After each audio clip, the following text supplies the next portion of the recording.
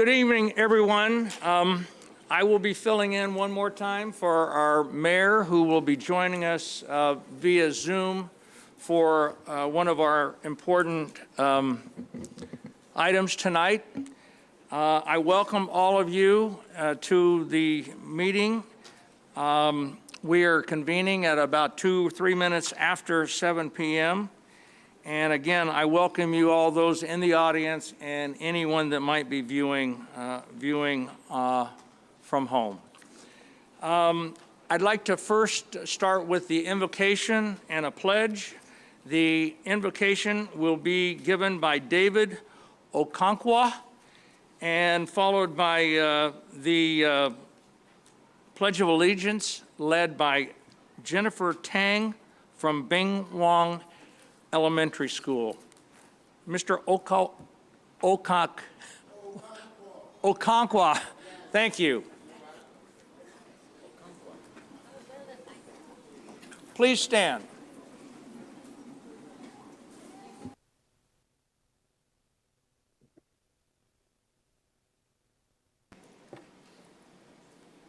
Heavenly Father, King of Glory, what a joy to gather in your presence this evening. A moment to acknowledge that you, who is God, who's given life, who has called us together. We thank you, gracious God. We thank you for these elected officers, those whom you have elected amongst your people, to lead them, to guide them, to make them whole. We thank you for all those who have gathered this evening to make comments, to give guidance to those whom you have called. King of Glory, we pray you that you open the hearts of these men and women, that you open their hearts, that you give them hearts of compassion, hearts of flesh, to love the city whom they have been elected to lead. Father, King of Glory, it is our time here in San Bernardino to one more time be recognized as a city that you have blessed, a city that you have called in place.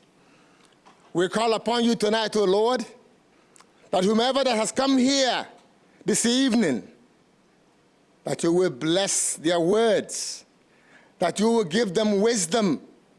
Those whom you have called to lead, O King of Glory, bless them, bless their hearts. Give them peace, the peace which only you can give. Help them to understand that those who are crying in the city are truly crying for help. Open their ears, King of Glory, to see with the eyes of their hearts, that they may glorify you, that the city may glorify you. For you are God, God of love. We continue to thank you for being our God, as we make our prayers through Jesus Christ our Lord. Amen.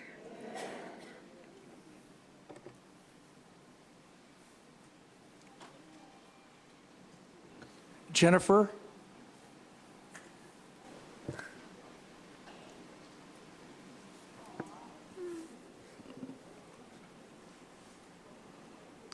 Please place your right hand over your heart.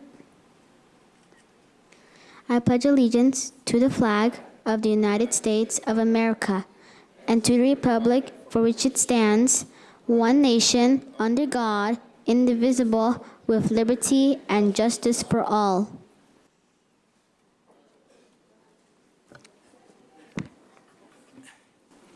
Thank you, Jennifer. Thank you both for participating in our opening of the meeting tonight. Madam City Clerk, would you please, oh, I'm sorry, any reportable action out of closed session? Yes, Mayor Pro Tem, members of the council, and members of the public, I just want to make a correction. When we were read into closed session earlier this evening, we had announced that we would continue items C and D. In fact, we did not continue item C. That was conference with legal counsel regarding anticipated litigation. We did have a conversation on all 3 items, but we do not have any reportable action. Thank you very much. Madam Clerk, would you call the roll, please? Councilmember Sanchez. Here. Councilmember Ibarra. Present. Councilmember Figueroa. Here. Councilmember Reynoso. Here. Councilmember Calvin. Present. Councilmember Alexander. Here. Mayor Tran. Here. Mayor Pro Tem. Here. Thank you very much, and we welcome our mayor, who is in Washington, D.C. tonight, representing our city very well, I'm sure. We thank you for joining us on this occasion, and thank you for allowing me to fill in for you. I just want to start off by, as always, with, I'm not going to give the exact script, but it's just to remind everybody to please show decorum, give everyone on both sides of the dais and each other as much respect as we all deserve. So please, let's keep it professional and give everyone the respect that we deserve. We do have quite an agenda tonight, I think. We have one very important item that we're going to take first, partially because of the time difference for the mayor, because she will be participating in this decision, and that is item number 16. I'm going to move forward to start first. However, I'm sure there's a number of first of all, City Clerk, how many speakers do we have?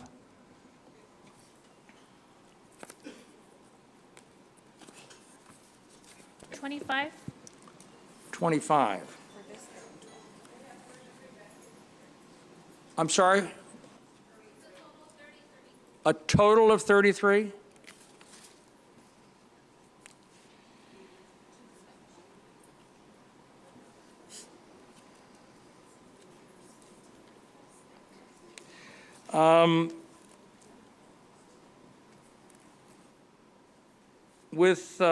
With that many speakers, I'm going to ask that we minimize the speaking time to 1 minute and a half.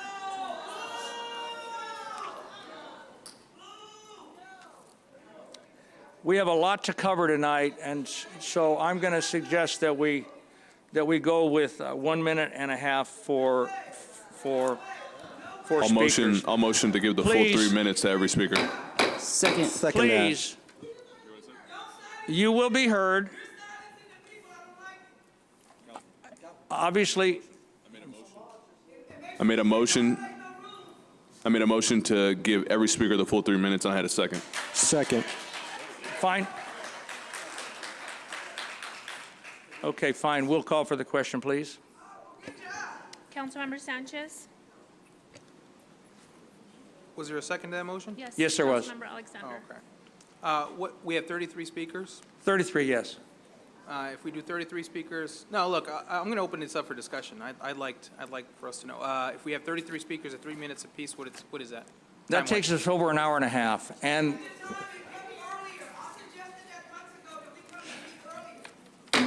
please, I started off by asking to show some decorum, and please keep your comments quiet and recognize to be spoken, or to speak, please. So please, Councilman At an hour and a Sanchez. half.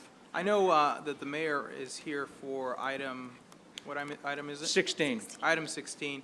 If we can parse out which items are for the city manager's appointment item, then I think that should be able to parse it down a bit. We don't want to keep the mayor up until 3 in the morning. She's in DC right now. Mayor Pro Tem, may I ask if you know how many speakers you have on item 16 specifically? Do we? 17. We have 17 on item 16? Okay. There you go. We should do that at 3 minutes Then what we apiece. will do is we'll go with the 16 speakers on item 16. You will each have your 3 minutes, and we will go forward from there. So would you please, no, we're not going to. We're going to go through all this. We're going to move 16 up to be the first item on the agenda tonight. It'll be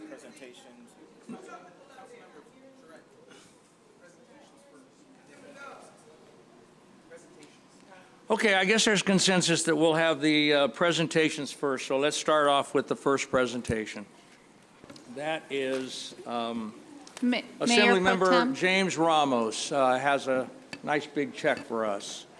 Assemblyman, if you would come to the dais.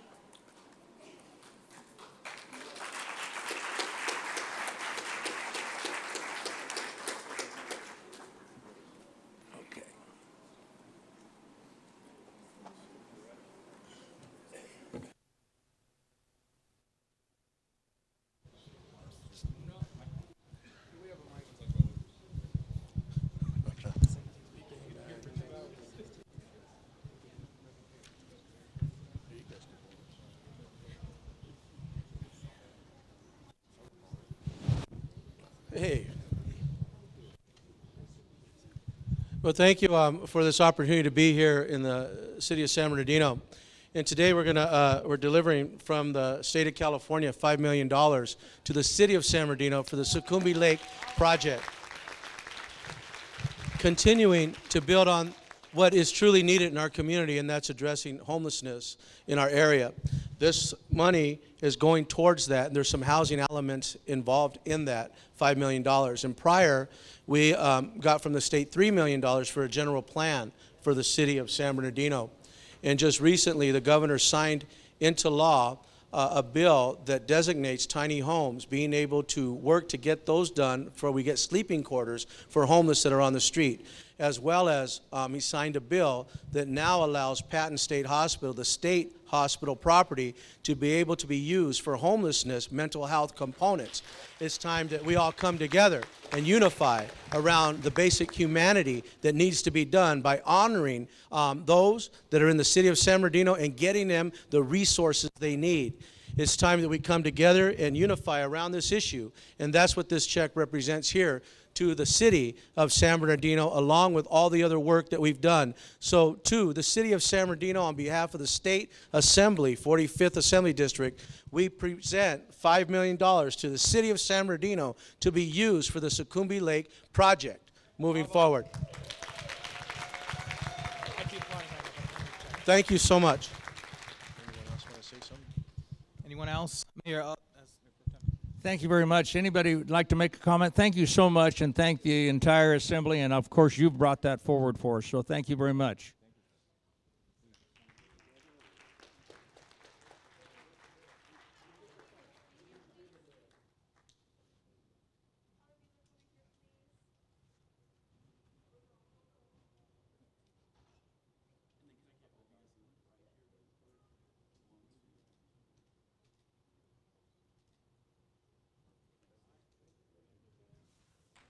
Thank you, Assembly Member. Thank you very much.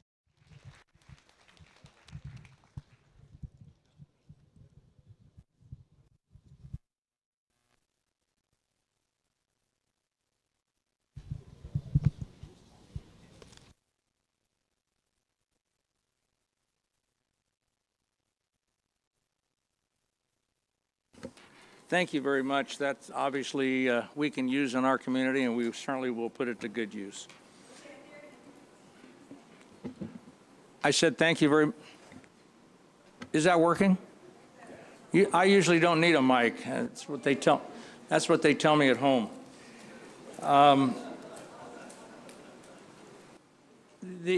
We have on the agenda the Inland Empire. Okay, you want to make an announcement, don't you? Mayor Pro Tem, we will be continuing item number 2 and 6 under presentations to a future meeting. 2 and 6. That's correct. Okay, so we'll go on to item number 3. That's the October, and number 4, Citizen of the Month from the 3rd District. There are 2 recipients. Mr. Figueroa, please.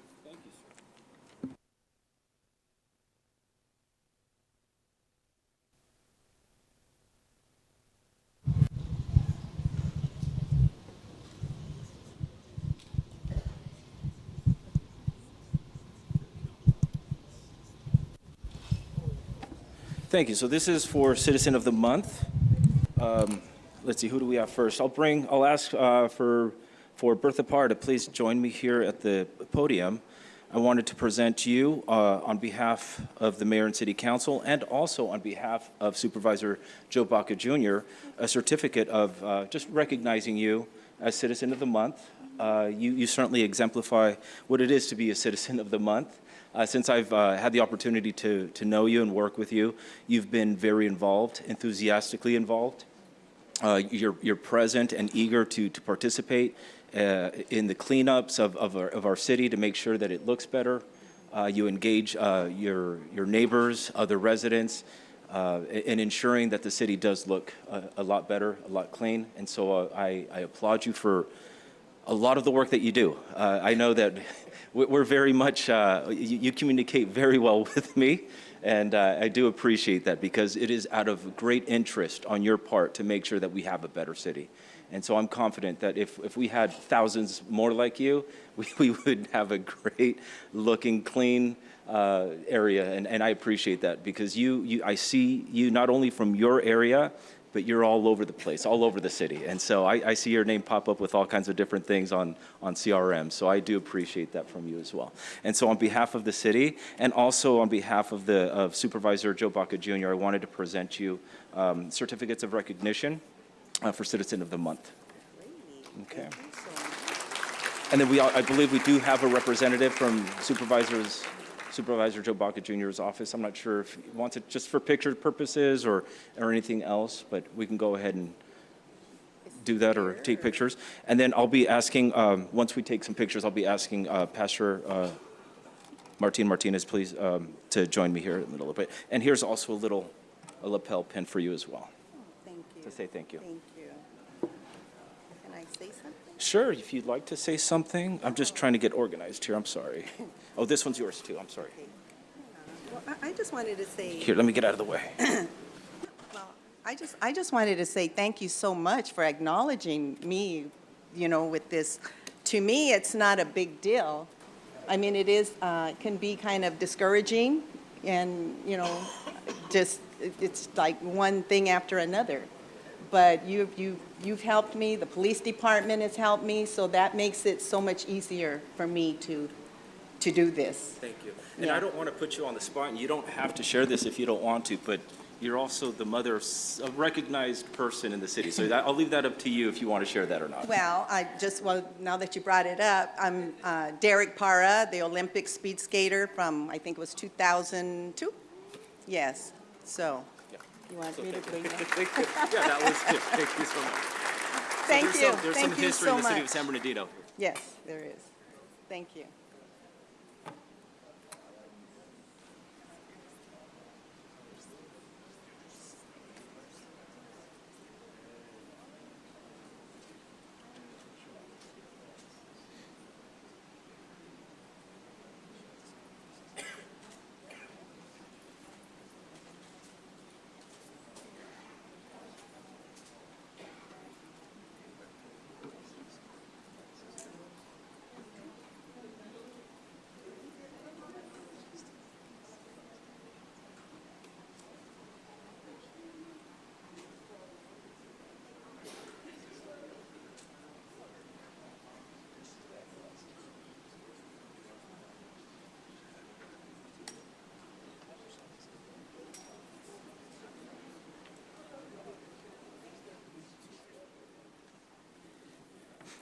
Next, we have Pastor Martin Martinez of the Cornerstone Assemblies of God. Sir, I've known you now for some time as well.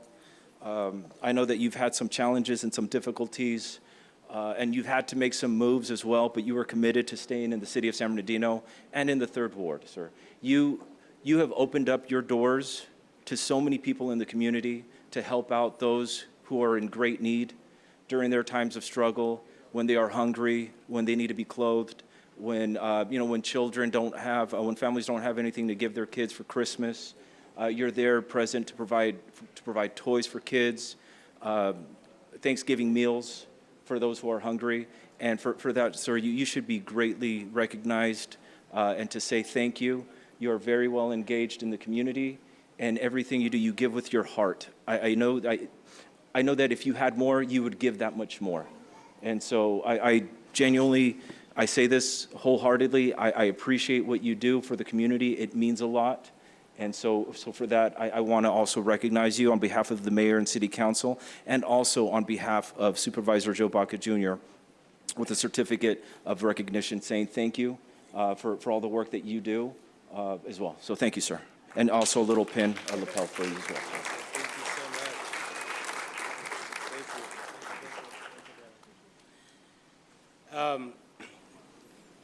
We always say that, as a church and a pastor, you're only as good as your team is. And my wife, my kids, and our great board that do so much work for the city, we were right across the street at the Chamber of Commerce when COVID happened, because we had lost our building. We had nowhere to worship, so we worship outdoors right across the street because we didn't give up.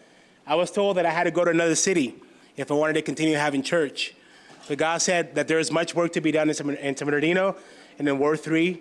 And so against all odds, we hung in there. We have a building now that we get to worship in. We have a pretty large building where the police has helped us a lot to keep that community safe. But also want to give recognition where recognition is due. Councilman Figueroa has been instrumental in always being there, getting us help, being supportive to us, helping kids, helping youth, helping people get out of drugs, and helping young people with mental health issues. He's been there for us. And so I do definitely want to recognize his help as well to be able to do what we do. So thank you all. Let's keep coming together, and let's keep making San Bernardino the best city that California has ever known.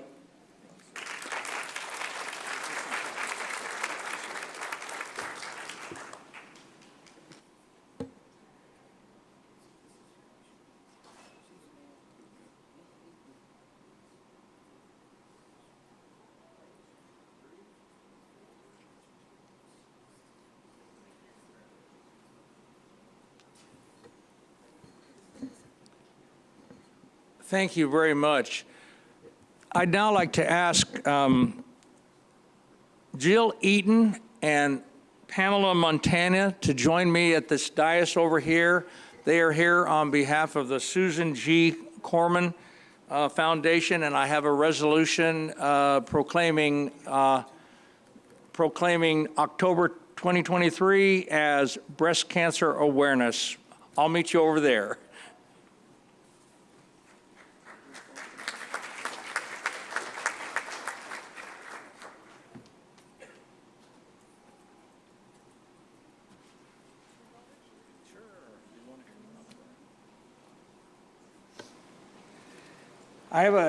You see a lot of pink around here today, and unfortunately, probably everyone in this room knows someone has been affected by breast cancer. And so the city of San Bernardino, California, we have a proclamation of the mayor and city council proclaiming October 2023 as Breast Cancer Awareness Month in the city of San Bernardino. And I'm going to go ahead and read these whereases because this is such an important issue. Whereas October is National Breast Cancer Awareness Month, which is an annual campaign to increase awareness of the disease and drive action, and whereas about every 2 minutes, one case of breast cancer is diagnosed in the United States, and whereas in California, more than 32,000 new cases of breast cancer will be diagnosed in 2023, and more than 4,680 people will die of the disease. And whereas the journey for many individuals is quite different, it is estimated that more than 168,000 Americans are living with metastatic breast cancer in the U.S. And whereas metastatic breast cancer is a devastating stage of breast cancer that occurs when cancer spreads beyond the breast to other parts of the body, including the bones, lungs, liver, and brain. And whereas, although metastatic breast cancer cannot be cured today, it can be treated, in which treatment focuses on extending life and maintaining quality of life.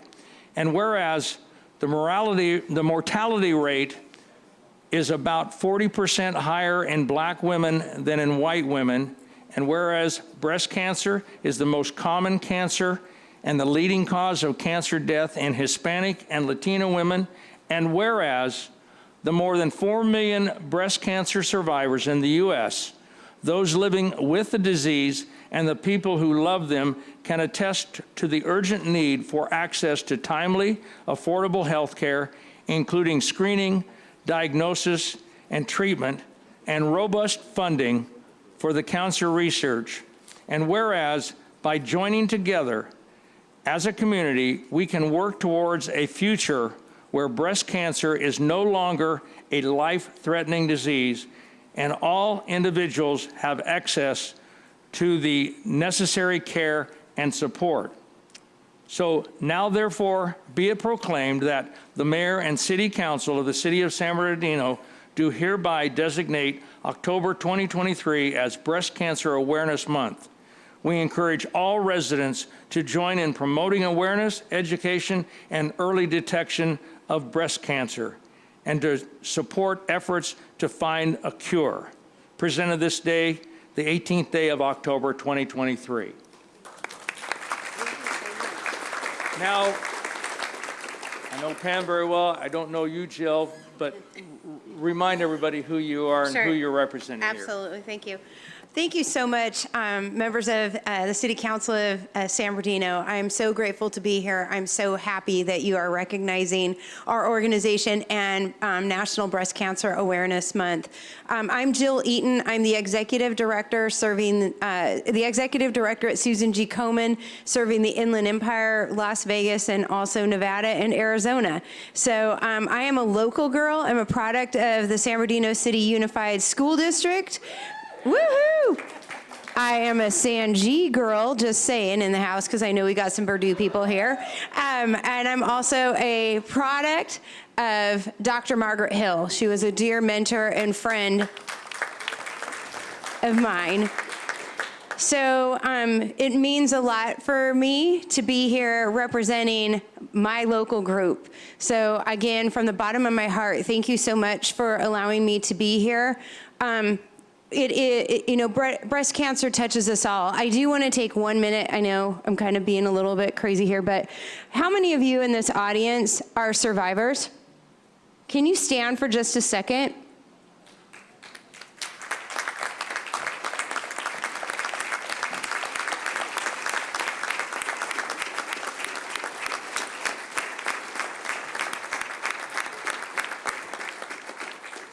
One in 8 women will hear the words they have breast cancer, and I am so grateful that there are so many survivors that are standing here with us today, and it is because of awareness like this that we're able to do so much more. So again, thank you so much for allowing me to be here today and recognizing Breast Cancer Awareness Month. Is it too much to ask for a picture with everybody, or am I allowed to do that? With everybody? Well, not the city council, is that okay? I mean, I'd love to have a selfie with everybody, but I don't know that I'll be able to do that. Is that okay? Pam, are you going to say anything? Pam? Okay. Okay. Thank you. And here you go. Let me present this. Yes. Yes, okay. Right. So let me present this to you. Thank you. There you go. Go ahead. Okay. Yes, yes. Other survivors, please come up here. Other survivors, breast cancer survivors. I saw you stand up. There you go. Was that Gwen? Or who was that? Other breast cancer survivors, please come up here.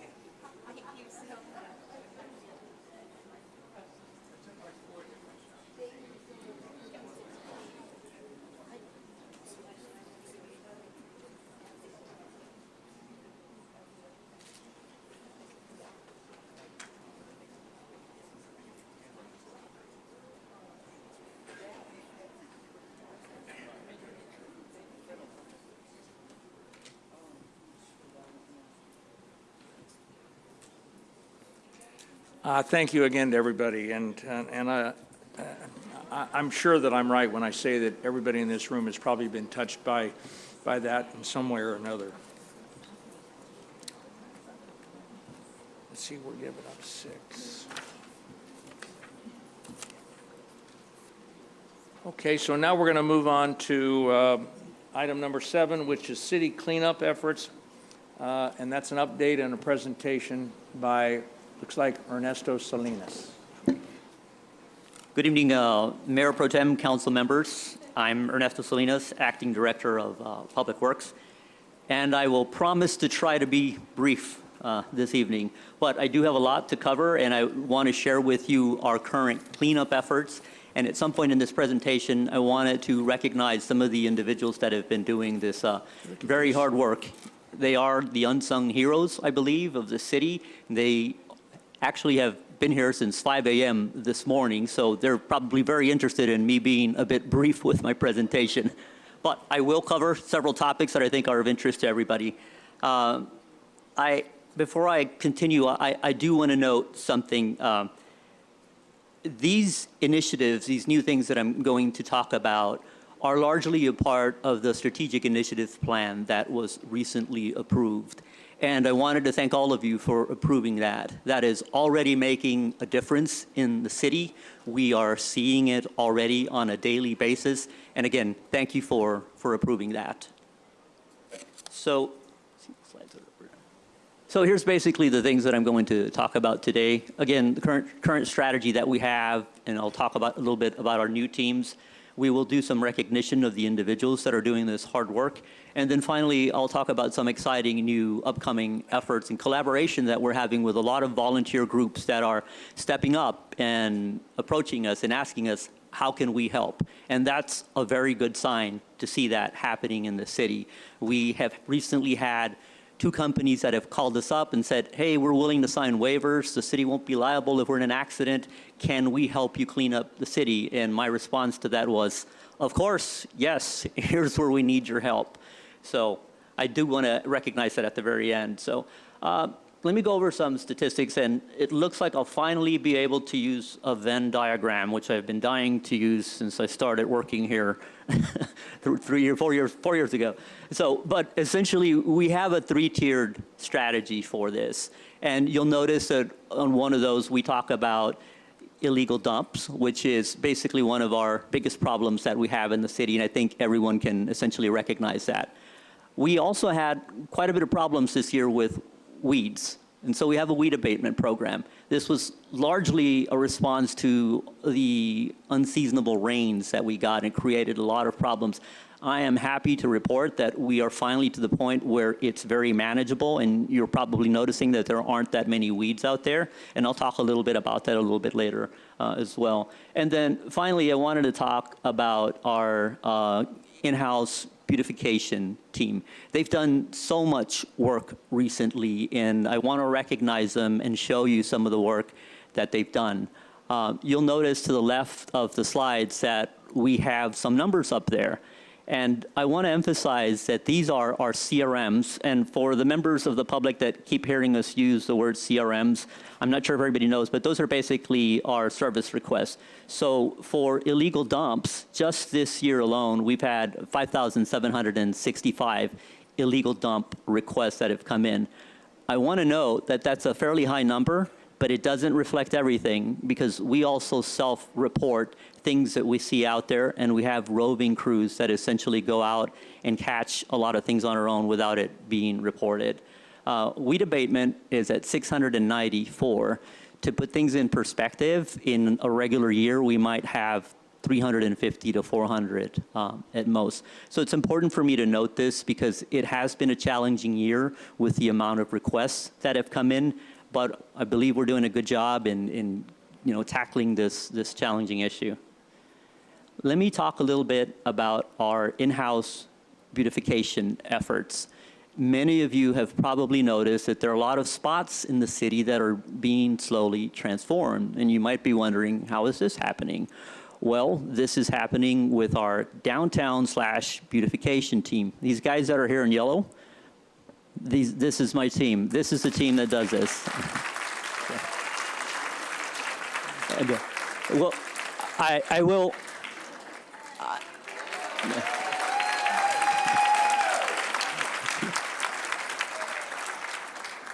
I'm not sure, many of you are probably familiar with the movie Despicable Me, the animation. So they call me Gru, which I don't know that that's a compliment, and I guess that means they're my minions. So anytime you see these guys in yellow out in the city, you know, I'm sending them out there. But back to some of the recent projects and some of the things that they've done.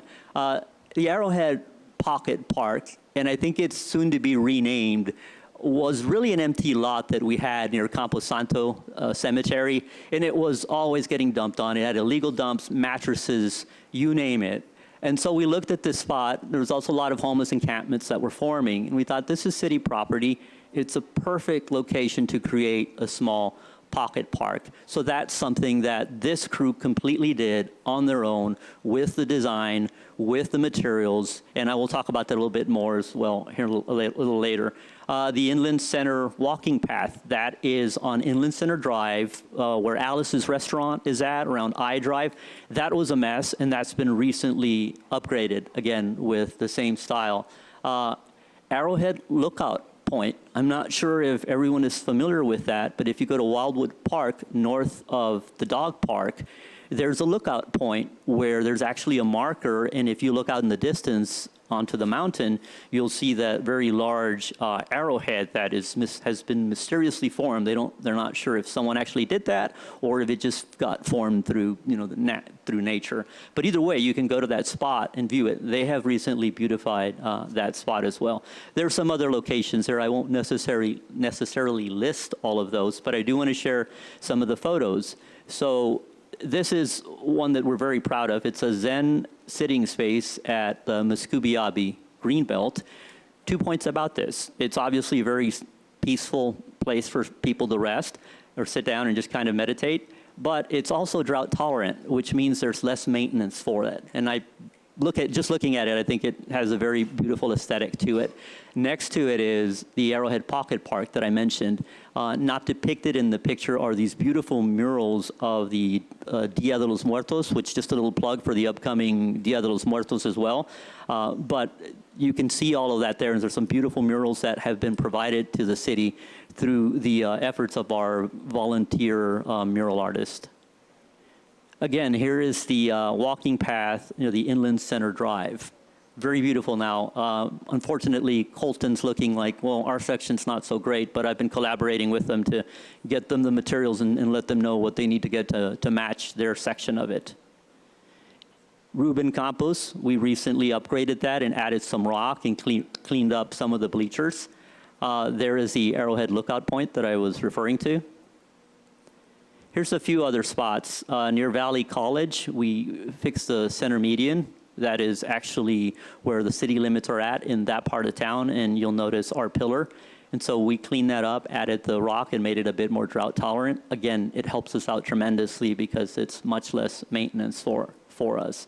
If you notice Redlands Boulevard, that's one of the areas that I personally wanted to tackle, because every time you drive by the Boot Barn and you keep going a little bit further, you see Loma Linda's section, and it was all nice and beautiful. And then ours looked like it had weeds and tire tracks, all sorts of things like that. So what we did was, let's take care of this. Again, a drought-tolerant concept, but it has basically beautified the area. And another benefit to it is that cars cannot jump that median now because they'll hit a big boulder. So. Gutierrez Ball Field. So this is just a temporary thing that we've done. We believe that it's beautiful. We know that that's going to receive some more significant upgrades. But in the interim, we went there, added rock. We've added some benches. You'll see in the distance that there's a beautiful mural now where the concession stand and the restrooms are at. And again, at Paris Hill, we added another one of our Zen sitting spaces. So here is your beautification team. I know that they just stood up, but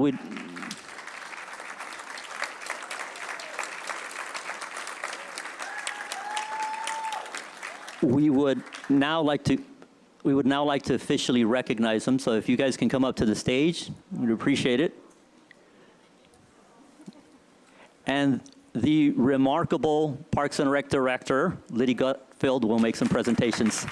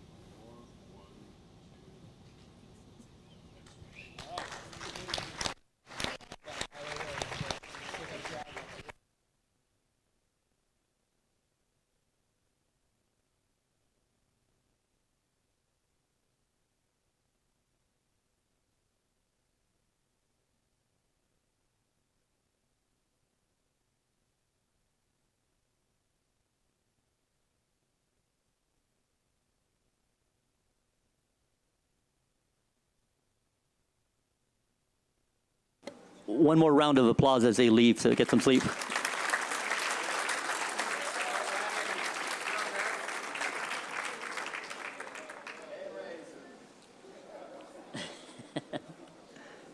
No doubt. All right, so now I can move on to some of our other efforts. And this is something that has recently started. We have a new strike team that basically, as the name implies, they go and strike different areas of the team.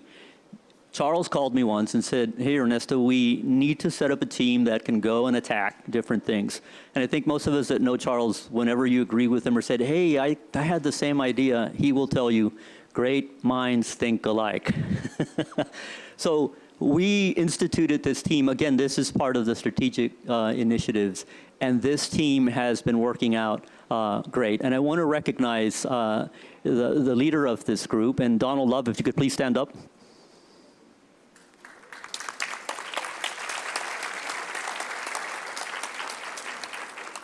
He is with the, and I always screw up your name, and I'm so sorry, the Inland Empire Center for Community Outreach. Did I get it correct? Yes. So, and again, what this group is doing is they're roving the city, and they're basically addressing any hot spots that we have or any urgent issues that pop up. Recently, on California Street, between 16th and 21st, there was an area there that was full of blight.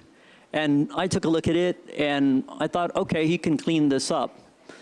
Well, and Donald can tell you this, as he's cleaning this up, all of a sudden we discovered that there was an actual sidewalk there. And we were just shocked to see that. And so it's all been cleaned up, it's been beautified, and we're also going to be adding some of our, our decorative rock and boulders in the near future. So as you can see in this picture, the before and afters just really speak volumes. This is on State Street. So again, this team is really working out. If you also go to the Walgreens on Baseline, which has been an area that has always had a lot of blight, Walgreens on Baseline and Waterman, this team is now beautifying and cleaning that every single day, so you will not notice any of the blight that was there before. We will be coming back to council at some point to ask that this program be approved on an annual basis, because it is technically on a trial basis right now. So we look forward to coming back and presenting you some information on that, so that hopefully you'll approving this on an annual basis. So I also want to mention our CEO Works roving crews, because they have been with the city since 2016. This was a council initiative back then, and we continue to renew their contract. They also do the same thing. They drive around the city. They basically will go through our arterial streets and pick up a lot of the trash and debris that is out there. We also have in-house staff that picks up illegal dumps throughout the city. Most of these are the CRM based. The things that come in, they go to our in-house staff, and they go and they respond to this. But they also hit our arterial streets, and very importantly, they also deal with city lots that have blight, and we also address the alleys, which can be a challenge because alleys tend to get litter continually, and so we're always attacking those as well.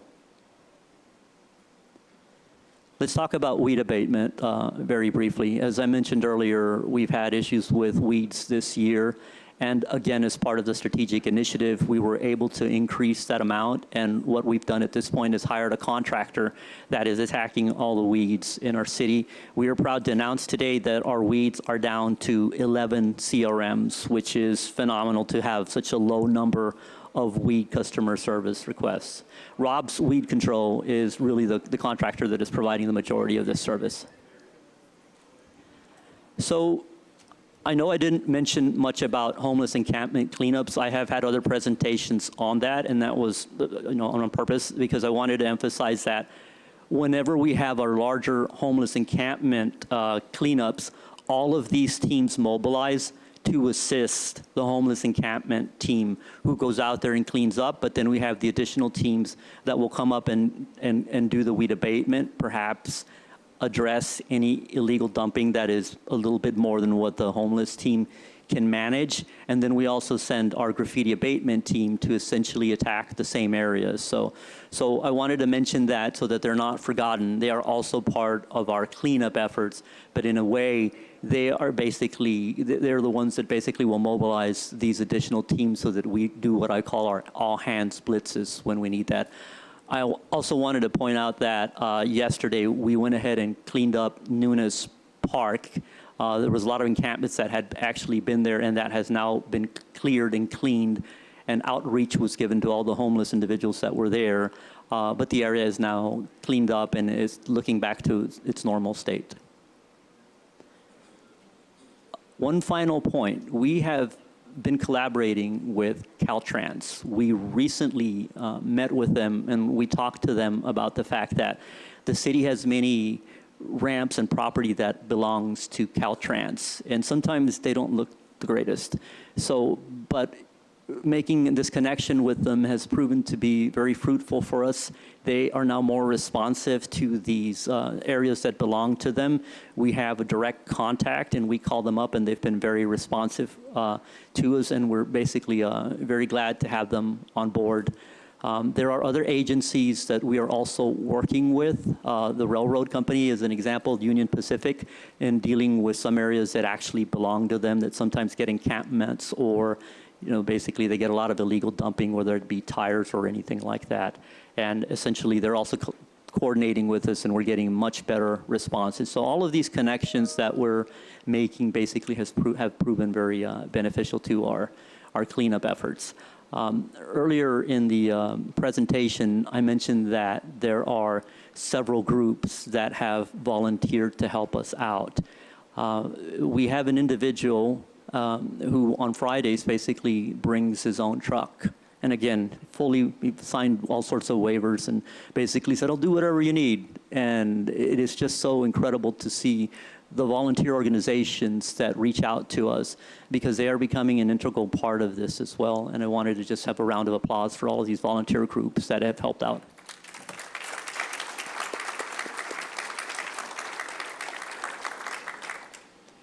That is the end of my presentation. Hopefully I was brief. But thank you again for allowing me to present today. Thank you, Ernesto. You and your crew are doing a really outstanding job, and we appreciate it very much. And you can tell by the applause and everybody here that we really appreciate it. And we do see a difference. I do. I know. I think everybody does.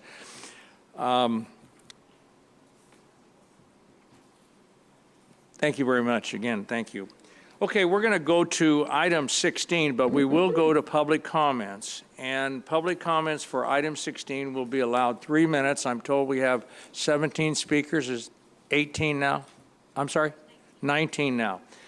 So we will hear those people. When your name is called, you can come to the dais. I need to read something for everyone to understand, and this applies to these public comments on this individual item, item 16, as well as the general public comments.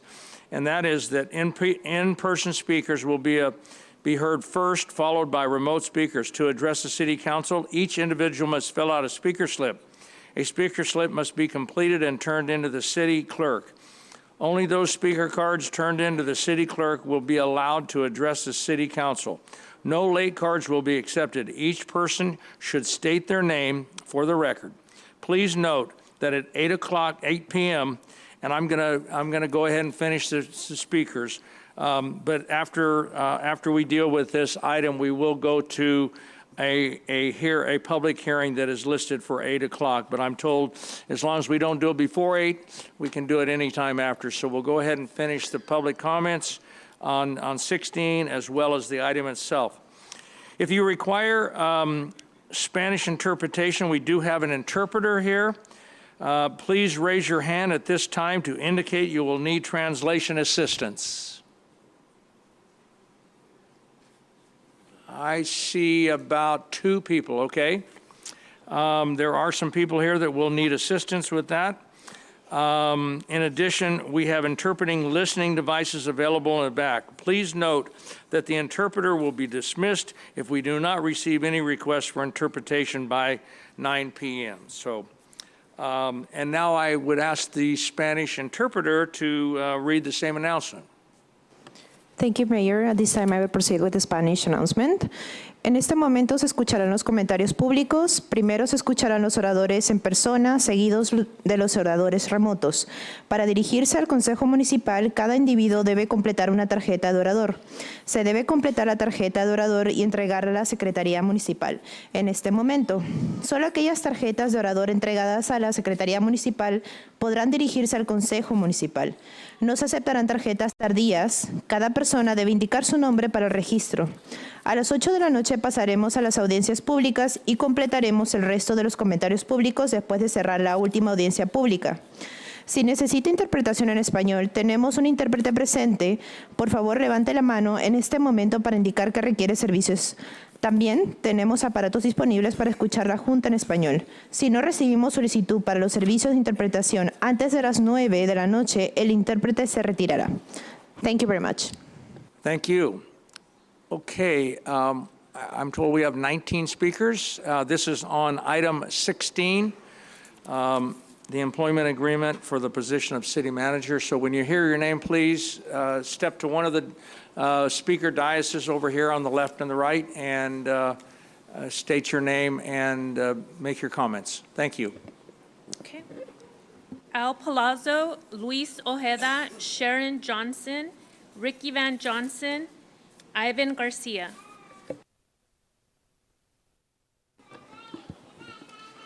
My name is Al Palazzo. As a lifelong advocate for the rebuilding of San Bernardino, I believe our new city manager should be willing to work with volunteers to understand what we need to do in San Bernardino. He or she should have the education and training to know our history and the geography in detail, where and what we will build. He should know the history of San Bernardino County in the last 50 years, where other cities have nearby have done things that we should be doing and that we can do. I hope his lifelong experience includes experiences outside of California, even outside of the United States. Those experiences often can give a person ideas that you see happening in the other cities that are nearby and that we should be considering in San Bernardino. And when this city manager comes on board, I will be reaching out to this person to share these ideas that I'm just highlighting right now. Thank you.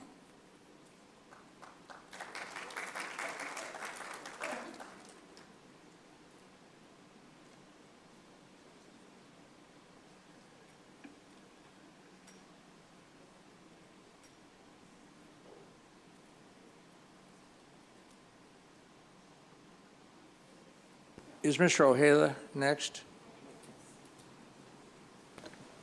Hello, my name is Luis Ojeda.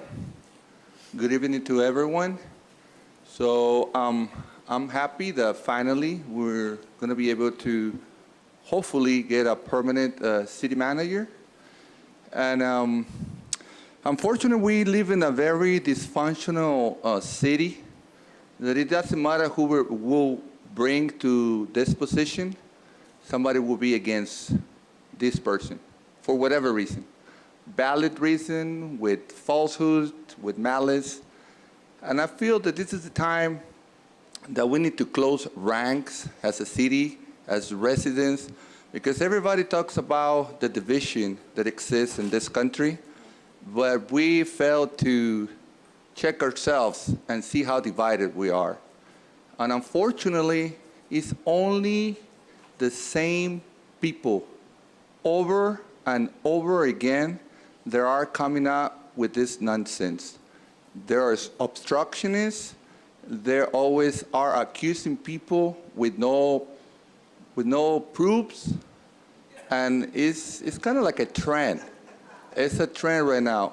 We're talking about respect, right?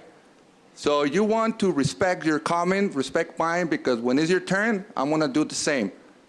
So the other day, somebody want to send me back to school to speak English. I think I need to send some people back to school to learn respect. We need to start there, to be civil. I don't like many of people that make comments. I don't agree with them, but I respect them. Why? Because they have the right to make those comments, okay? And as long as people keep it civil and respectful, we all have the right to speak our mind. So now, is this person that might get hired today is the perfect person? Maybe not.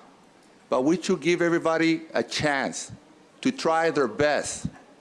If it doesn't work, well, we try it again. I mean, since I came to this city, we went through like what, 4 city managers and 1 interim, right? That some of the elected officials always accuse people of corruption. And sometimes for me, something not necessarily had to be illegal to be unethical, okay? Because when you get city staff to a town hall / propaganda or re-election campaign, it's not right. So I remember, a couple years ago when the other mayor, or the old mayor, was accused of the same thing. So just look at yourself before you speak. Thank you.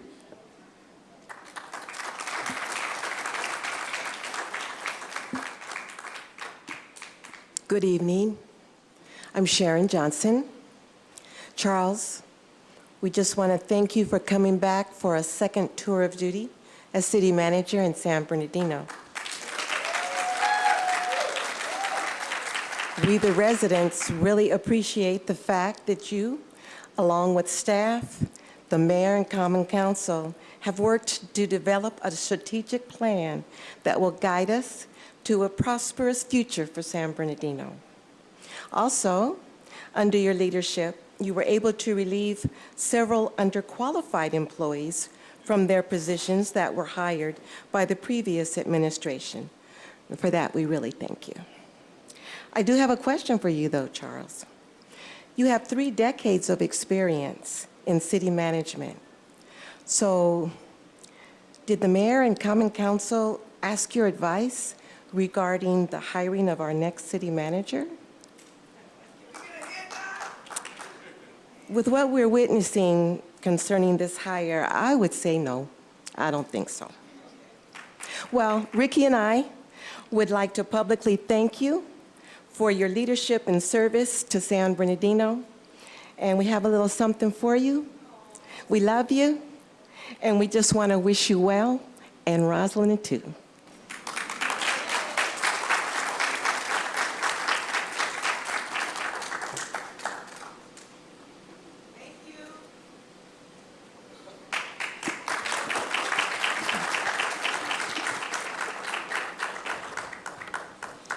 Good evening, Mayor and Common Council. Ricky Van Johnson.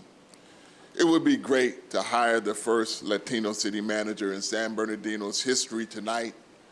Our demographics would say it is about time. However, the applicant in agenda item number 16 should not be the first one to make that history. Why? I'm glad you asked why. Formerly, in his previous 3 tenures as city manager, he has not stayed in each city for any substantial length of time. That makes him a runner. When you are looking for stability in that position, you don't need to hire a runner. Red flag. He left the position of city manager in one city chased by lawsuits to take the position of city manager in another city with a decreased salary from where he left.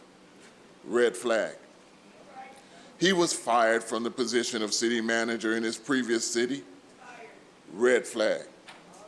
He took out a lawsuit against a city in which he served, listing multiple leaders as parties to the lawsuit. Red flag. In comparison, Mr. Charles McNeely, when he made history as the first black city manager in San Bernardino, he was never fired from the position, nor did he initiate or was party to any lawsuits. That is the type of history making we deserve in San Bernardino. When I was growing up, there was a TV series called Lost in Space. Anytime Will Robinson found himself in danger, the robot would wave his arms and say, "Danger, Will Robinson, danger." Tonight, if you approve agenda item number 16 as presented, I will say to you, danger, Mayor and City Council, danger.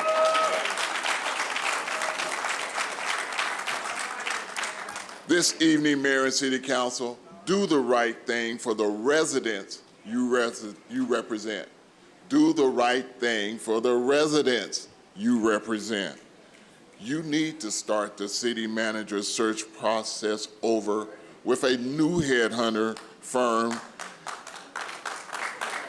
and fully utilize the skill set of the present city manager in the process. God bless you.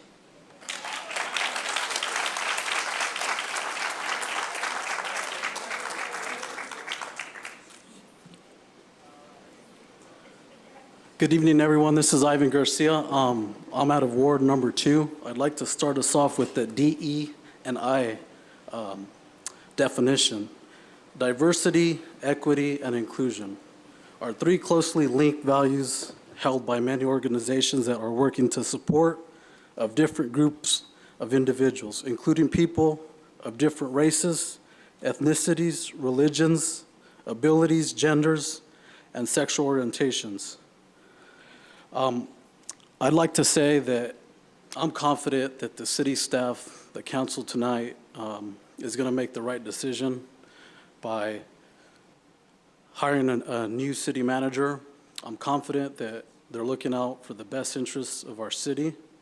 We can see it as Mr. Ernesto Salinas just presented in our city updates, cleanups.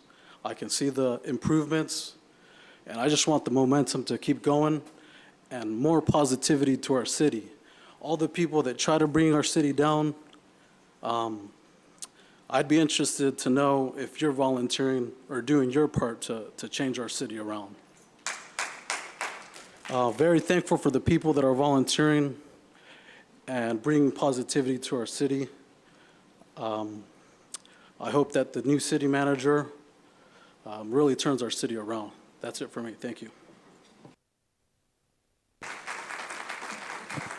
Okay, the next speakers are Michael Castillo, Ruben Palagonia, Treasure Ortiz, Dolores Armstead, and John Schollenberger.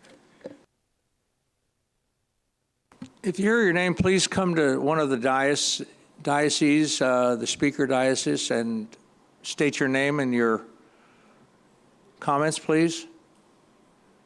Can you repeat those names again? Michael Castillo, Ruben Palagonia, Treasure Ortiz, Dolores Armstead, John Schollenberger, Carolyn Tillman. Okay, thank you. Thank you. And I'm going to try to move this along. So if you're up there and you don't have to keep it in order, just please state your name. So we'll start over here on the left. Okay. John Schollenberger, Arrowview neighborhood. We are in a pivotal time in our city's history. We've just been through, we're still in the aftermath of the previous administration. We're still cleaning up from the mess. Okay, we're emerging, we're moving forward, and we want a positivity in the city, and integrity means a lot. We've had a lot of negative publicity with various things, and it's time that we have people in office or in positions in our city who are squeaky clean. I want Donny Osmond and Marie, squeaky clean, for those of you that remember. So it's important that we bring candidates in here for city manager or any position that are above reproach. Because this type of thing, I read it in the newspaper, and it was unsettling to me. I'm a taxpayer in the city, like everybody else is. And our tax dollars were used on lawsuits from the previous mayor for things that had taken place. And we just can't afford that. We're trying to keep our houses going and stay here. I'm a single income person. Every dollar I have goes to keep my house here in San Bernardino. I'm a volunteer in my community. I love this city, and I want to see it go forward in a positive way. And that said, we need a person in there that they can't accuse them of anything, and you see positive results. So I do not approve of this gentleman, Montoya, as being our next city manager for a multitude of reasons.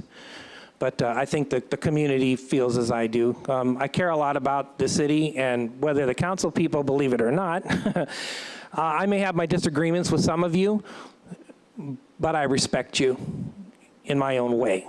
If I get mad at you, it's because I'm upset because I think you could do something much better. And I see the improvements. But just keep going, okay? One last thing, I just want to recognize what Ernesto Salinas was saying about the pocket park. That was, Faye Aldridge was involved in that, Ernesto, and Councilman Alexander. That was needed in our community, and they made that happen. So thank you very much.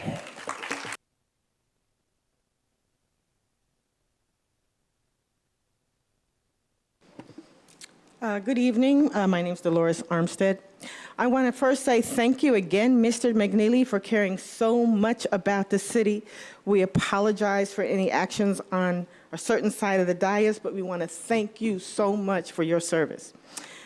City Council, did you bother to read the article in The Sun, the Daily Bulletin, the AZ Central, and other newspapers regarding your latest corrupt candidate for city manager? Just Google his name. And don't be astounded that the left side of the dais and the mayor have made this their top choice. This is who the mayor vetted. How did that happen? Montoya is accused by the city of Florence, Arizona, for covering up corruption. He then fled to Watsonville and left under a cloud with years remaining on his contract. As said before, red flag.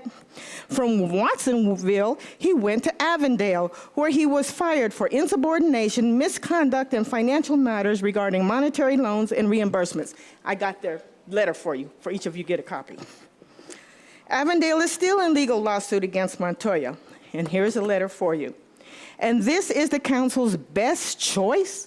Here we are again with another red flag. Last month, the four on the left side and mayor tried to hire a corrupt city manager, Kerrigan, that had been fired for insubordination from the cities of Modesto and then fired from the city of Salinas. Rob Fields, our previous CM, had to leave under a cloud. Changed the recruiting firm. They are obviously not fielding the most honest candidates in our favor. So Montoya is the kind of person that the left side of the dais is endorsing. They want someone as corrupt as they are so they can continue to take this city further down. Did HR and the city attorney check the background of the candidates? Just Google. You would have seen it. If so, did the majority of the council and mayor just pick the most corrupt candidates with the help of HR and the attorney? Out of 70 candidates, do you work hard to find the most corrupt? Who are you people? We citizens have no confidence in your ability to lead the city because of what you keep doing. For the gentleman at the last meeting who accused Councilmember Calvin of being racist and demand the city hire a Latino city manager, is this your choice? Is this the one you choose? I don't think That's going over too well. We need a CM with morals, one that wants the city to go forward. We're already at the bottom. It is time for us to move up. Why is it so hard to get someone credible? People, be careful who you vote for, because this is the consequence we have. The left side of the dais. Thank you. Oh, please, can you give them each a copy of the letter from the city of Avondale, in case you didn't get it? Please. Thank you. Your time has expired. I would like to hand this to. There's a copy for each one of you. Next, please.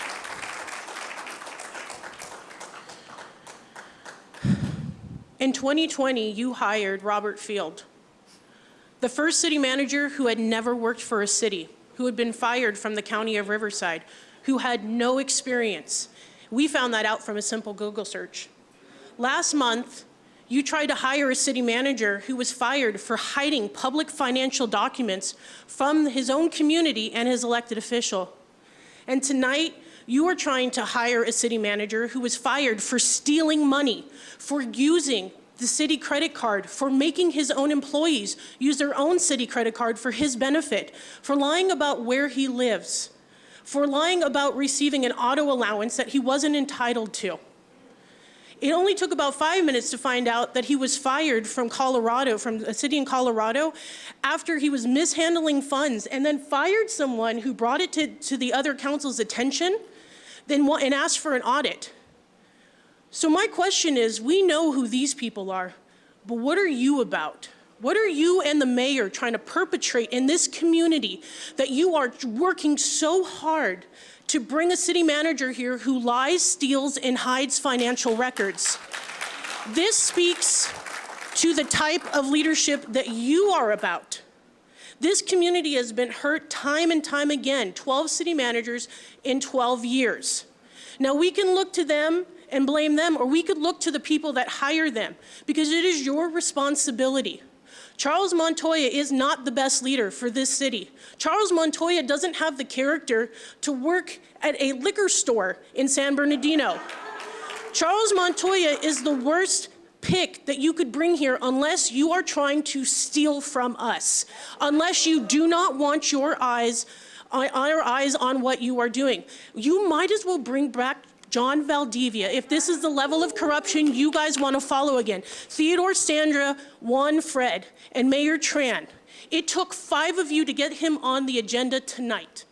So let's not pretend that you don't already believe that this guy should be here. You just have to do this publicly now.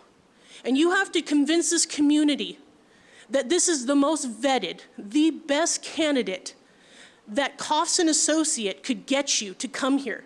That is utterly ridiculous. You want to believe your own lie? You've been doing that for years. But this community is awake and is here and it is present. And it will not stand by. Because in the severance package, you have to pay him out. No matter how long he is here. You are going to pay him $10,000 to move here. What about a $10,000 investment into our community? You're going to give him a salary of $325,000 a year? What could that do for our children? You guys always talk about how there's so much negative. Do you realize that the headlines about this man in this paper is because of your choosing, not because of anything the community has done? Thank you.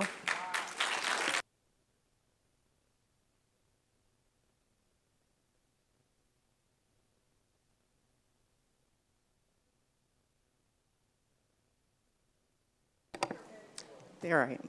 Good evening. My name is Carolyn Tillman. I have been a resident of San Bernardino since 1981. My family has been here since 1953. I remember San Bernardino in my childhood.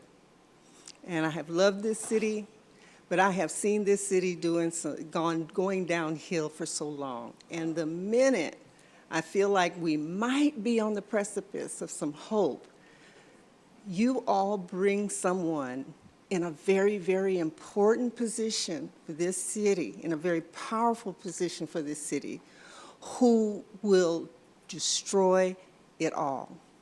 Now, that may not be your fault, Maybe that's the recruiting firm. He probably should have never, ever even have been at the table to be considered. But then again, it may be your HR person who should have reviewed, your city attorney who should have looked at this and said, nah, this is not going to work. How all of this information that's been presented has escaped you, or it hasn't escaped you and you approve of it, is disconcerting. As a citizen who has lived and raised her family in this community, I ask you not to bring this man to San Bernardino. I ask that you start again. It's no harm to do that. When you make a mistake, you just wipe the slate clean and you start all over again. Do it with transparency, because I think that's been the problem as well, is that this process was never transparent. So many closed-door meetings, so many behind-the-scenes things from the citizens. This money is our money that you're spending. So I ask that you please reconsider, don't stand on a stubborn position, and let's just start from scratch.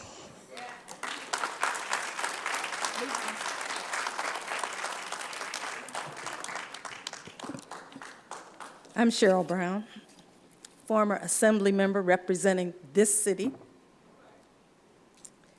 I am so disappointed to hear that you would even consider putting this on your agenda, very much so. One of the things that I want to bring up is that you had a closed session meeting held at 9 a.m. on a day after Native American holiday, on Monday. You noticed us, but it all went to spam. I don't know if that was by chance or if that was planned. We didn't have an opportunity to address the council on that day. We've never had a closed session meeting at 9 o'clock in the morning.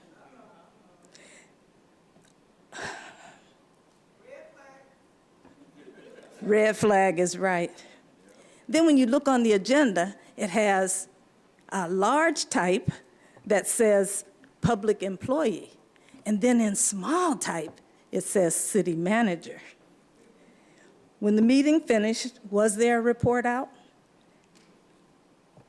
as required by law? Word on the street is you already hired him. Word on the street is that he even has a cell phone from the city. I'm just telling you what word on the street is.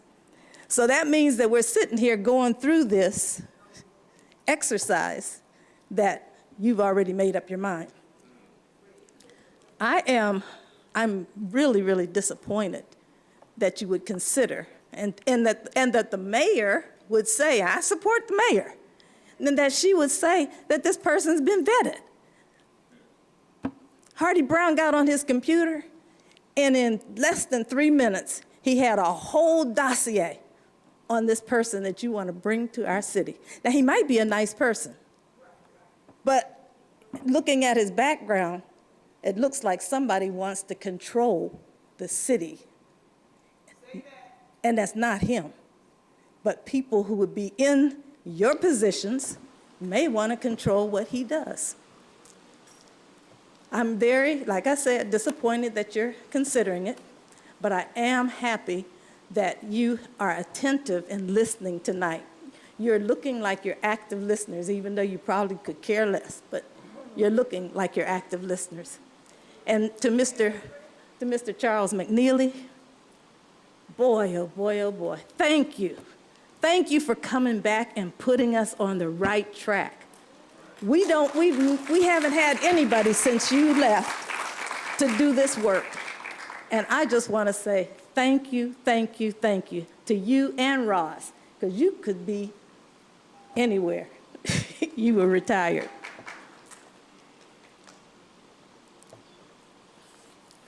The next person, Hardy Brown asked me to read for him.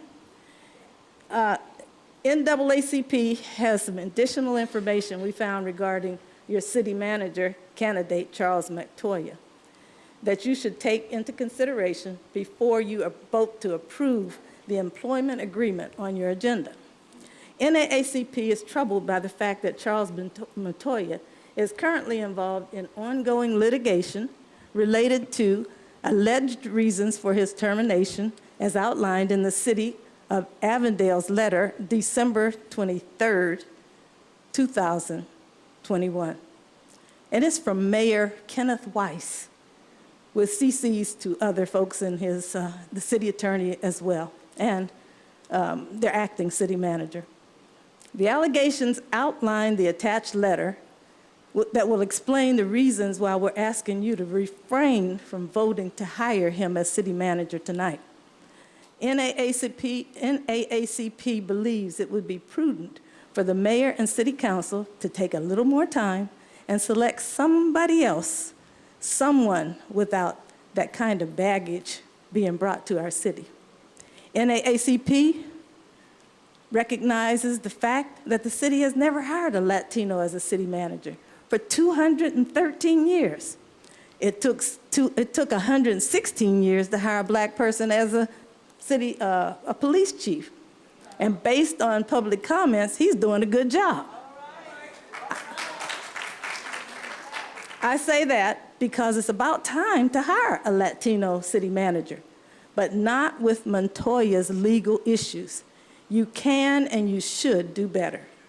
Anyone you hire better know that they have to work for the entire city and not ignore the West Side as you have for 213 years. And Mayor Tran, you should know better because of your former position as Human Resource Director.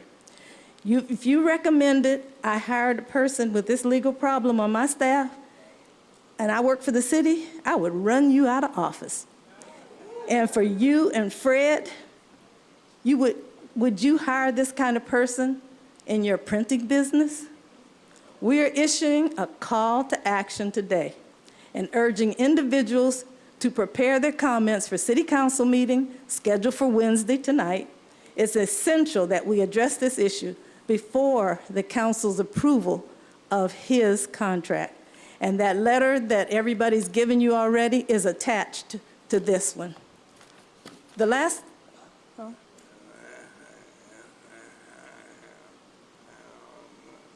oh, Mr. Brown said, and if you hire him, it is on you. So we're listening for your vote tonight. It's on you. Thank you.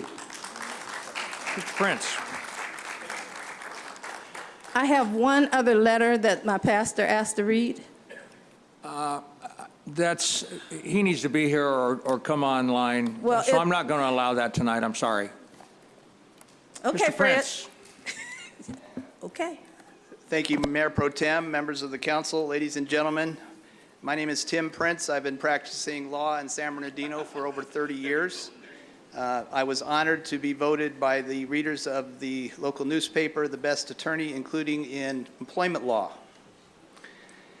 Obviously, I'm very concerned about your candidate tonight. When a person is terminated, they can be terminated because of the whim of the employer. Usually nothing is said adverse about that employee, and that employee goes on their way. The other alternative is termination for cause. Mr. Montoya, like previous candidates, has multiple terminations for cause.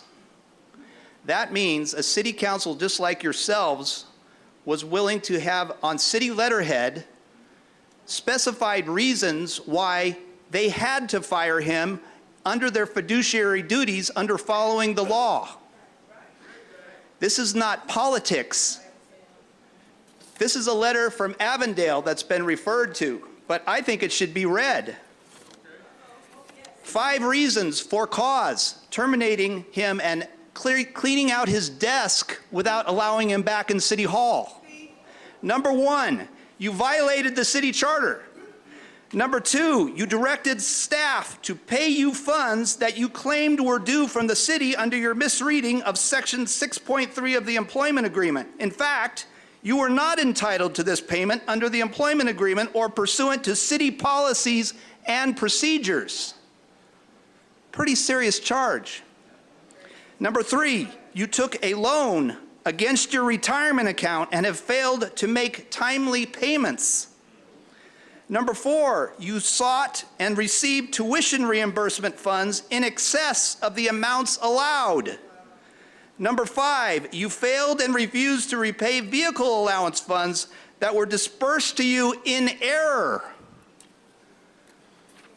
Ladies and gentlemen, I know that not all of you have run a business like I do, like many people in this audience do. But if you ran a business and hired people like this, you would go out of business. That's what the city of San Bernardino did when it declared bankruptcy. Basically, it said, we're going out of business and restarting. You can't do that to these citizens again. Any attorney worth his or her salt would tell you, do not hire this person. Thank you very much.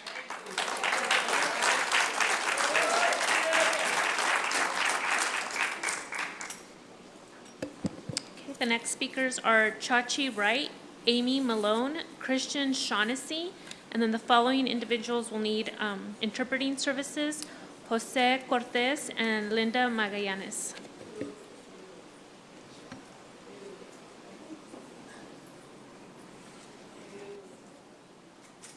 Go ahead, please, thank you. State your name. All right, good evening, brothers, sisters. My name is Christian T. Shaughnessy. It is a pleasure to be here again this evening.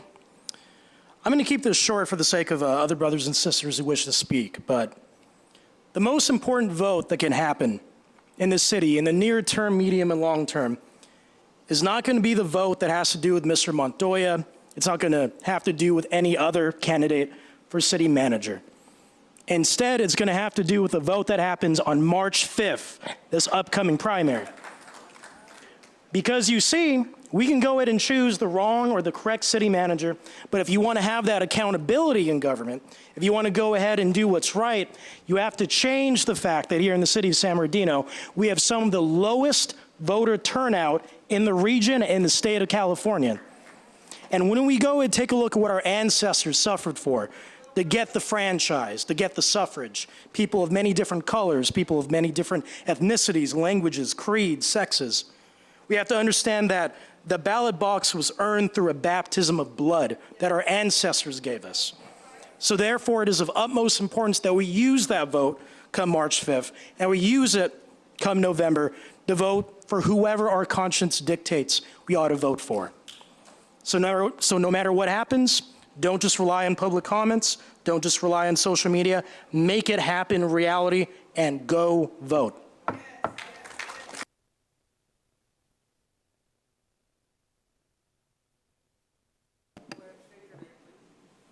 Good evening. My name is Chachi Wright, president of the San Bernardino branch of NAACP. And I honestly was going to attend this meeting online. I thought we were going to have an easy day, but I found out information that everyone has been reiterating that they found out very quickly by Googling what I would believe would have been the primary precursor for you selecting this gentleman. I got nothing against this man. I wish he'd get a second chance somewhere else, but we don't have time to be selecting people who have already proven their track record of running from place to place, not doing what they've been asked to do. I'm like, are you trying to find these people on Temu.com or whatever the process is, as it stated earlier, transparency with the community obviously seems key. Because we can find information about how this person should not be here before y'all can. I don't understand. I don't even care. At this point, it needs to be understood that we don't agree. We do not want this man here. He can go someplace else and do whatever he got to do to get his record cleaned up, but he's not about to do it on our dime. That's all I got to say.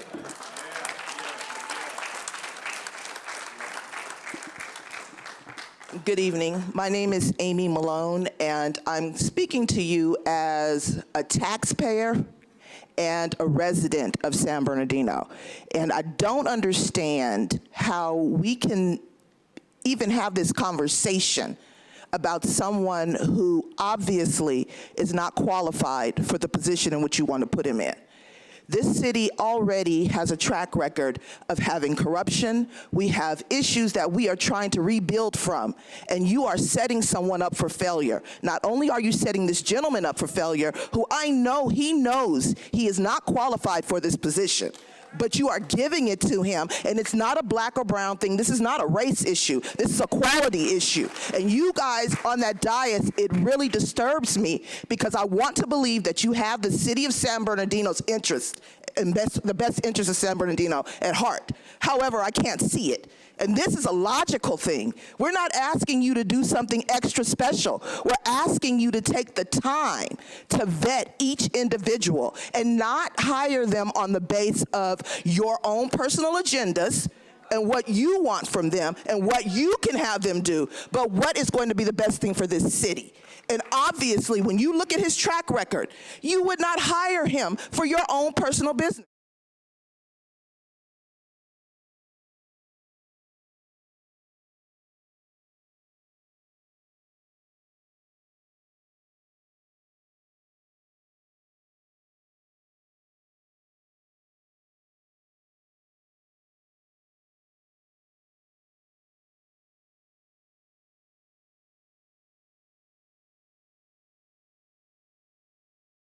Mr. Surratt, I would ask that you apologize first for what just came through there. While you're telling me to wait, you should be appalled at what just happened. I am sorry. That should not have happened, and I don't know how it did. It's a technical. I don't have any control over that. Okay, so and certainly that is inappropriate. I couldn't agree with you more. Thank you. So to me, that should have been the first thing said to every African American in this place, everybody, because it's not just a me thing. This is an everybody thing. Nothing like that should happen. Nothing. So, and I know you got this. This is the problem. We're not holding accountability in this city.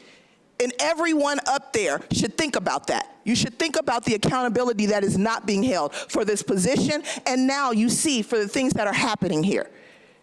It's embarrassing. And all of you should be embarrassed that you even thought about hiring this person. You should be embarrassed that if this person came into your business looking for a job, you would not hire him. If you did, then I would have to question your intelligence. So I ask each of you to tell us, would you hire this person? And then tell us, if you can, what did you guys do to vet this individual? Because I don't understand.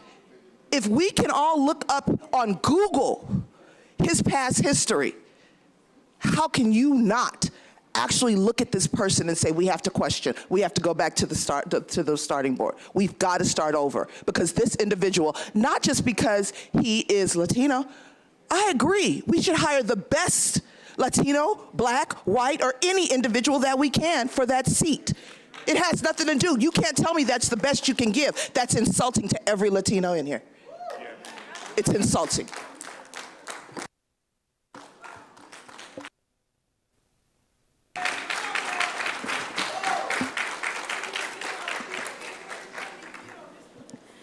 Buenas noches, mi nombre es Linda Magallanes. Gracias por la oportunidad de hablar ante ustedes. Usualmente no estoy aquí cada noche, pero hoy es un tema importante, ya que el manejador de nuestra ciudad es importante.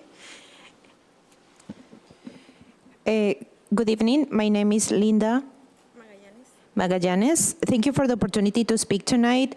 I'm not all the time here in this type of meetings, but this is a special time because I would like to talk regarding this item. Me da mucho gusto estar aquí esta noche y qué bueno que lo hice. I'm very glad and I'm very happy to be tonight. I'm very happy to be here. La razón por qué me da mucho gusto estar aquí es porque precisamente todas estas personas que acabo de escuchar, yo las necesito. Necesito a cada uno de ustedes que acaban de hablar pidiendo educación, pidiendo currículum y pidiendo ética. Porque necesito que salgan y ayuden a educar a todas las gentes que se están matando en las calles aquí en San Bernardino. Y son gangas. I'm very happy to be here tonight because I need all of you, all of the people who has to speak tonight, that I am actually requesting your help because all of you are requesting education, ethics, resumes, and background. I actually need you to go out and educate those people who are part of criminal gangs that are killing each other every day. Esta ciudad ha sido mejor gracias a un latino. Un latino está trabajando muy fuerte. No todos los latinos somos corruptos. Un solo latino se ha encargado de empezar a limpiar la ciudad. Un solo latino está trabajando behind the scenes, atrás de que nadie no tiene que ser espectacular, pero está haciendo el trabajo para que estas gangas que están en la calle de San Bernardino se dejen de estar matando y matando gente en la calle. Afuera de mi casa se ponen las gangas que necesitan escucharlos a todas estas personas que están pidiendo educación. Necesitan escuchar a todos ellos, porque esas gangas están allá afuera y se tiran balazos todos los días. Y ninguna de estas personas ha estado ahí para ir a educarlos e ir a hablarles que lo que están haciendo está mal. Pero ellos vienen aquí y quieren exigir que alguien sea perfecto, cuando tenemos un gran problema allá afuera en la calle, que está siendo solucionado por un latino.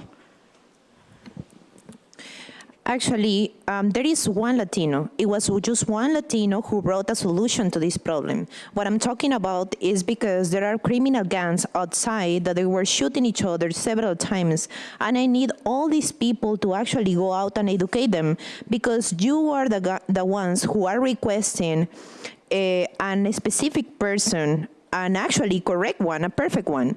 But there was only one Latino who brought a solution to this problem, that is working behind the scenes to give a solution to this.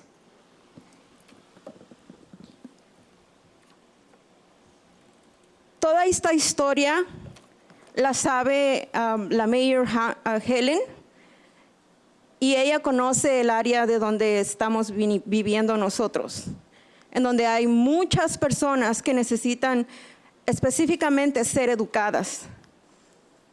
Y todos deberíamos estar más preocupados por lo que está pasando en la ciudad que por a quién van a poner aquí. Eso es lo más importante. Y les pido que hagan sus investigaciones de lo que está pasando en realidad en las calles de San Bernardino. Y hay trabajo que se está haciendo, y ese trabajo es por un latino. Y ustedes, la mayoría de ustedes saben quién es. Actually, the Mayor, Helen, knows this problem, and she knows that the area who needs more support. There are many people actually to need to know, and they need to be more educated. That's the most important thing. Not only we have to worry about who's the person who is going to take this seat, but actually I request you to investigate or research what is the real need of this city. And actually, I was mentioning about one Latino. Maybe you guys know, but I will ask you to please look for the reference, and you can actually know who Latino I'm talking about. Gracias, y espero que encuentren a todas esas personas que están en peligro ahora mismo. Thank you very much, and I hope that you can find all the people that are looking for help or are in risk right now. Thank you.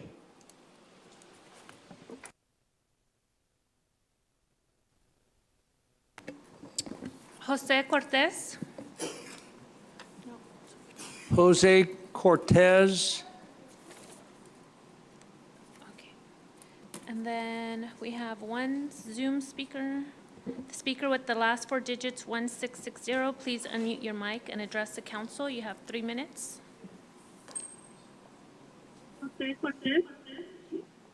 Hello, can you hear me? What's the last number? Is this the person with phone number 660? Yes, it is. Yes, we hear you. Please go ahead. Thank you. For discussion item number 16, the city manager. There is no discussion. It's another lie. They've already decided to hire Mr. Montoya. Nothing to discuss, so this should have been under the consent calendar. They violated the Brown Act in the process of selecting candidates. This exemplifies the values of this council and mayor. From the city's press release, we have fully vetted his background and are confident that he has the strength and character to lead San Bernardino. He shares our vision, shares our commitment, and has the skills to help us get there. He has demonstrated in the past that he will stand up and do the right thing for himself and his community. He will be joining the council and Mayor Tran to accomplish the strategic goals and revitalization of San Bernardino that we are currently embarking on. He is exactly the type of leader we need. This is what he has demonstrated. He does the right thing for himself. He doesn't believe in audit. He doesn't believe in long-term commitments. He punishes and fires whistleblowers. He misappropriates city funds for personal gain. He lies about his residency status. Sound familiar, Dias? He is under investigation by the Arizona State AG's office for many of these items. And he is suing the city of Avondale for reinstatement as their city manager, thereby using San Bernardino as an insurance policy. Yes, San Bernardino, he fits right in. So remember the new city motto, San Bernardino, where gritty politicians come to live and all your dreams go to die. Thank you for my time.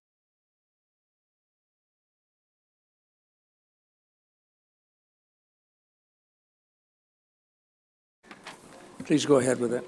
This is for Mr. Tim Duran. It's to Mayor Tran and selected council members who believe that a man who steals from the taxpayers, lies, and is under investigation by the Attorney General of Arizona is enough fit to be our next city manager.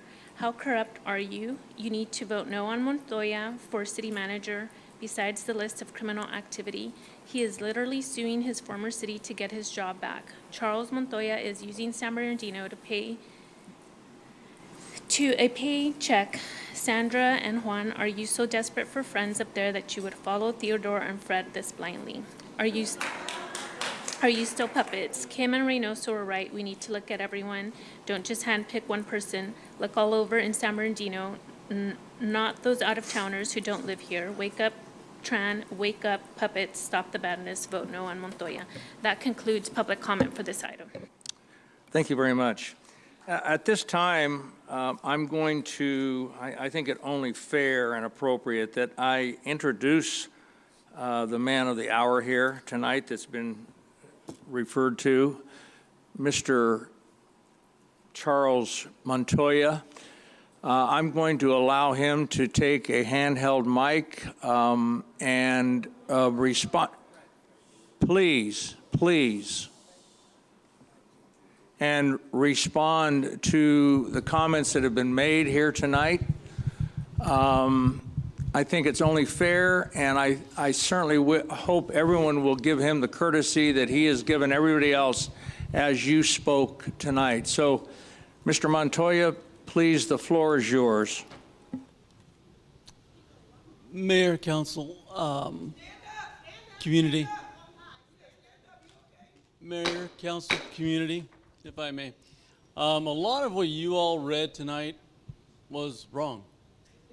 Ultimately, let me say this. It is nice to be seen in a different light when the light is off. And truthfully is that I have always given my heart and soul to every single job I've ever done. And the only thing you'll ever find on my record is not even a speeding ticket, because there's not one that exists. There's never a crime, there's never indictments, there's never anything on my record. And as a naval officer, there has not been anything on there. I have done my work, I've done my hardest, and ultimately here's this. After 30 years of doing this job, this hasn't only happened to me. You find people that do the right thing all the time, and there are some that have chosen to do the right thing for them. So they use everything they can in the book to throw at you, and nothing works. And because of that, suing a city, I would say is this. was very hard for me because I never wanted to help destroy something I helped create. However, know this, that I wasn't the one bragging in the newspaper. I was the one making accusations in the newspaper, and I wasn't the one defending myself in the newspaper. So when the time came, we filed a lawsuit with the Attorney General's office, and that thing now is in federal district court. And we'll get our day in court with the jury trial, and the public will know. But the truth of the matter is, I have done a very good job. I'm honest, I'm decent. I've raised 3 kids. I've done the best I can as a dad and a father, and I would do everything I've done all over again.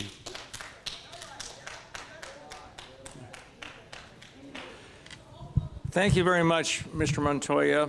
And I do welcome you here tonight, and I appreciate you being here, and I appreciate you standing up and responding to the comments that have been made tonight. At this time, we will take this item up, item 16. It's an employment agreement for the position of city manager. And the recommendation is recommended that the mayor and city council of the city of San Bernardino, California, authorize the mayor to execute an employment agreement for the position of city manager with Charles A. Montoya to commence on October 30th, 2023. Is there a staff report? Ms. Soren, will there be a staff report?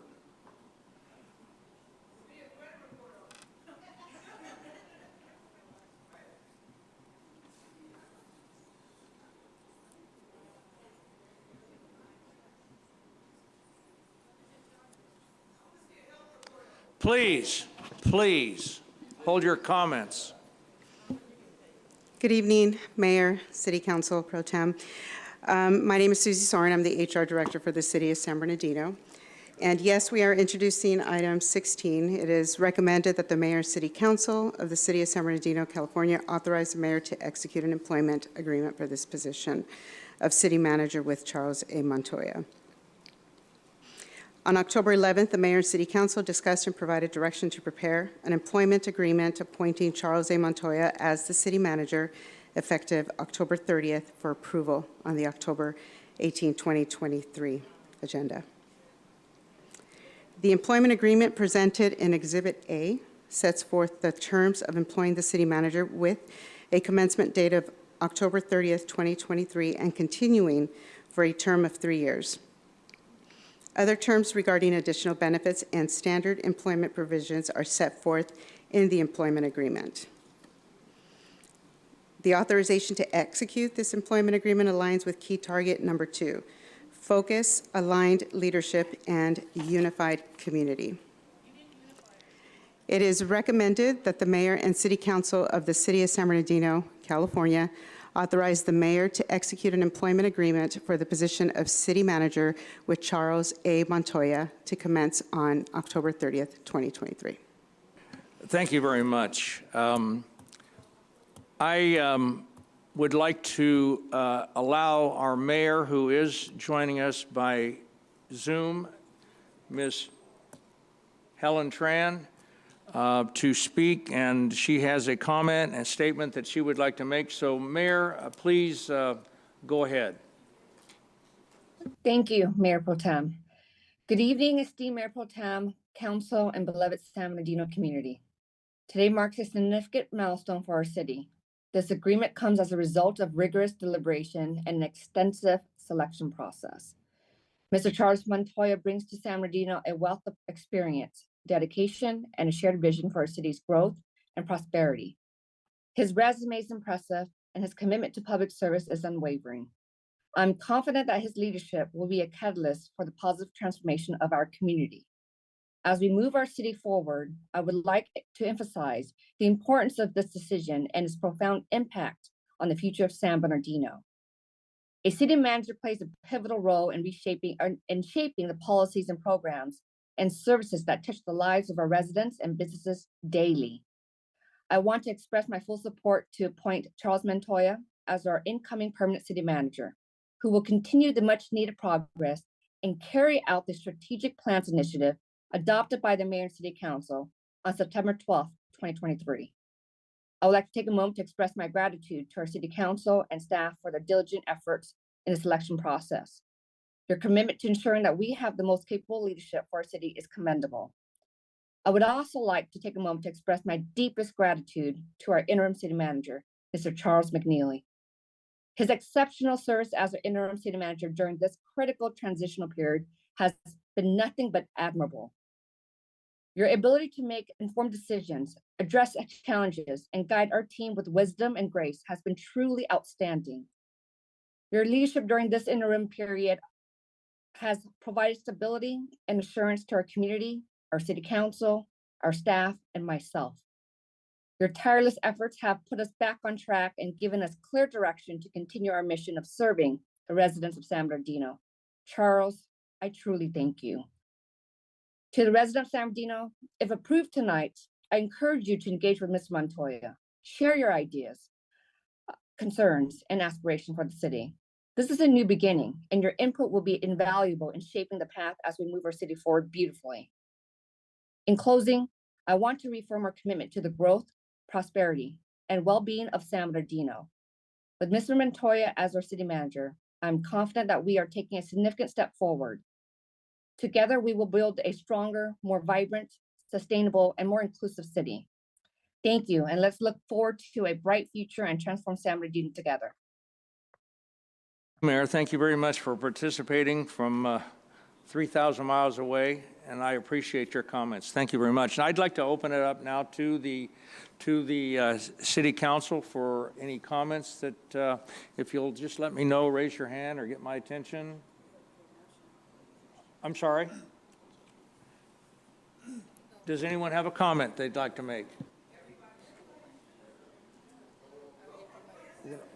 I'm not seeing it. I'm sorry. Go ahead, please. Okay. I'd like to start off by responding to some of the accusations made to us council members. Okay? Ms. Dolores Armstead, you are a commissioner. You accuse me of corruption. Prove that I have committed any corruption. Okay? Formerly having gone through a lawsuit myself, I had a smear campaign against me when I was campaigning. And nobody's ever going to say that the lawsuit was dismissed because it's not in their agenda to say that. They want to make me look bad. Mr. Montoya, he stood up against nepotism in that city, and that's where the lawsuit's coming through. We did ask questions. We've spent months of interviews. Some of the top candidates have, I request, please, as I respected all of you who spoke, I did not speak over any of you. Second, we're talking about transparency. How many of you who spoke today will admit publicly that you told mayoral candidates to hire a specific city manager of a specific race? How many are you going to say that publicly? None of these candidates fit your desire, so you're coming to speak against all of them that they're not qualified when in fact they do have years experience as city managers. Whatever the reasons are, let his lawsuit go through and let that be the deciding factor. I find there's a huge hypocrisy in our city, especially when we're being told that we shouldn't be restricting who gets to rent in our city. If they have criminal records, that they should be allowed equal access to housing, correct?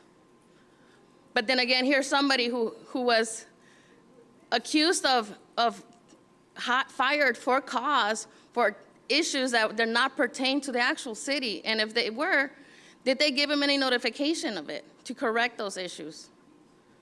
Those are things that we have to wait until the lawsuit is finalized. That is all under investigation. Stop it. Once again, I allowed the speakers to speak. Ms. Treasurer Ortiz, on one of your jobs, you got let go for lying on your resume. Okay. We'll say that, but we can ask the city that you were employed at. Nobody's perfect. All I'm saying is nobody's perfect. Stop it, please. The Nobody's decorum, perfect. please.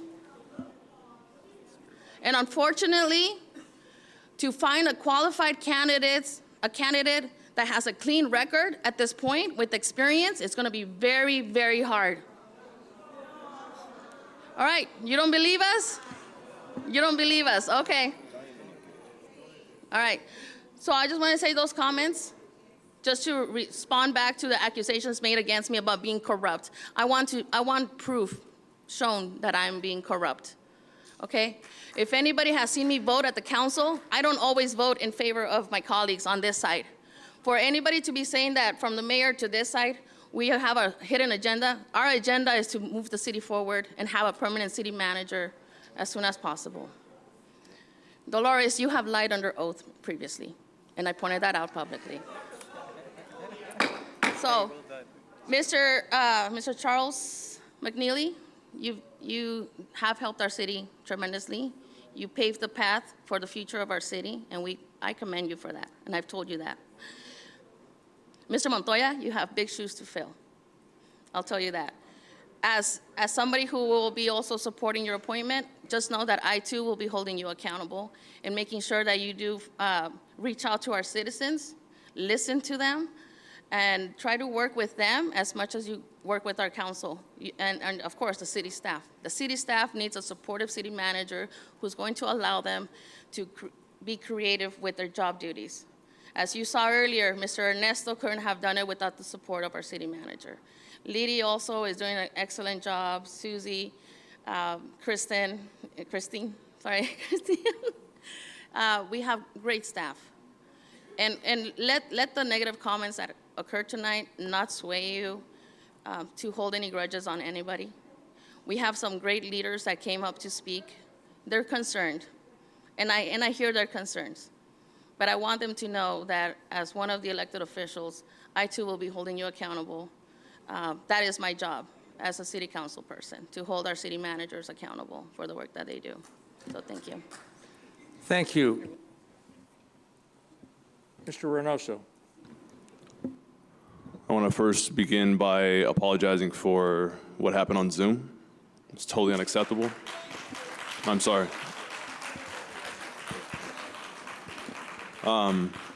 Second, I will apologize for personal attacks. I think when we sign up for this job, we just have to eat it. It's not our job to talk back. I apologize. What I will say is that it's been no secret this has been one of the most challenging times in being an elected official, for sure for myself. I was elected in 2020 with these fine people to my left. But to say that this is the single most difficult decision I've had to make as a council member would be an understatement. And I will be opposing this because of that. This is not something to be taken lightly. Charles, I appreciate you coming. I appreciate you applying. This is a hell of a place to work. And as you can see, if you are appointed, this is who you will answer to. But I don't wish to defame your character in any way, so I won't make it personal in that way. What I will speak to is the unfinished business of Charles McNeely, the respect that we owe this man in the transition.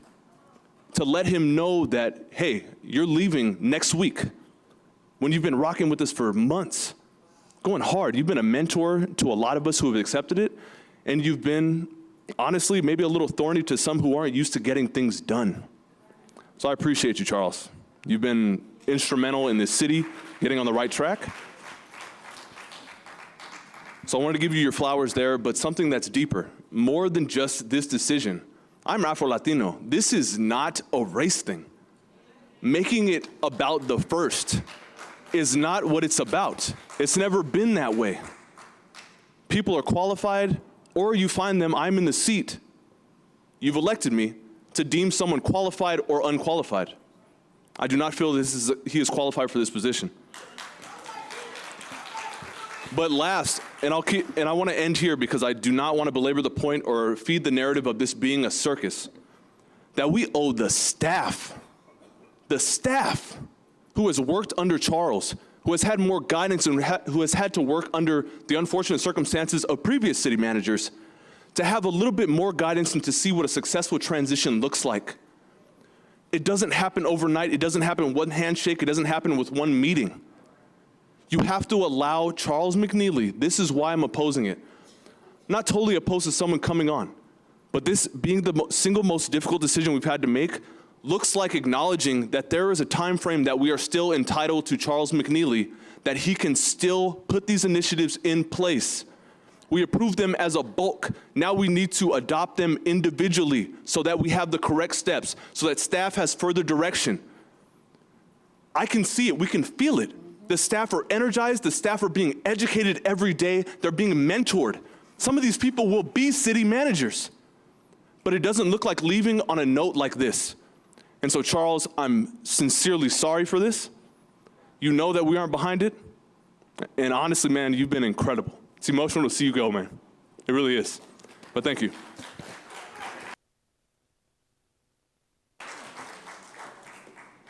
Mr. Alexander? Thank you, Mayor Pro Tem. As my colleague said, this is probably the most difficult decision that we have to weigh. It is not easy when you want to show a unified vote for your city manager.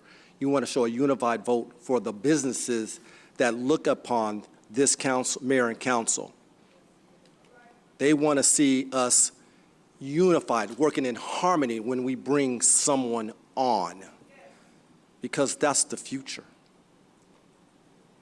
They don't want to see split votes. I've been hearing this time and time again. Mr. Montoya, if it was me, and Scripture says 70 times 70, that's what Scripture says, that you get up and I forgive you 70 times 70. But I don't know, but I don't work for myself. I remember the count of the city clerk said there were 18. Well, out of that 18 that spoke, 7 came from my ward. And I don't work for myself. I work for them.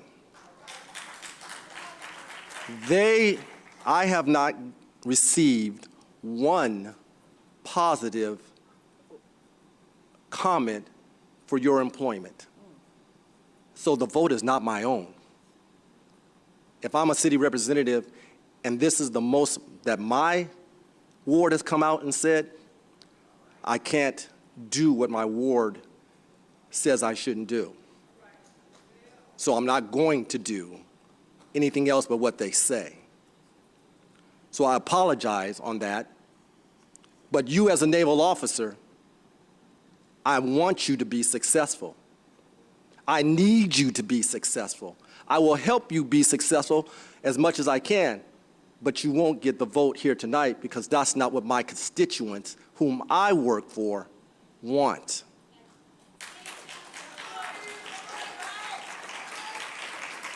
Thank you, Mayor Pro Tem.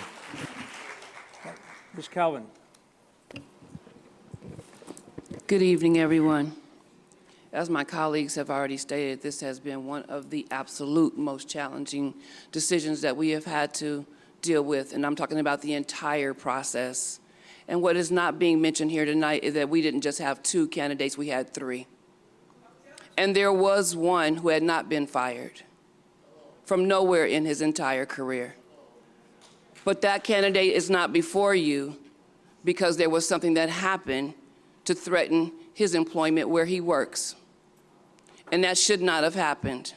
But that was a candidate who had not been fired, nor was his resume smeared, nor did he have letters from mayors that he had worked for that had stated different reasons for firing with cause.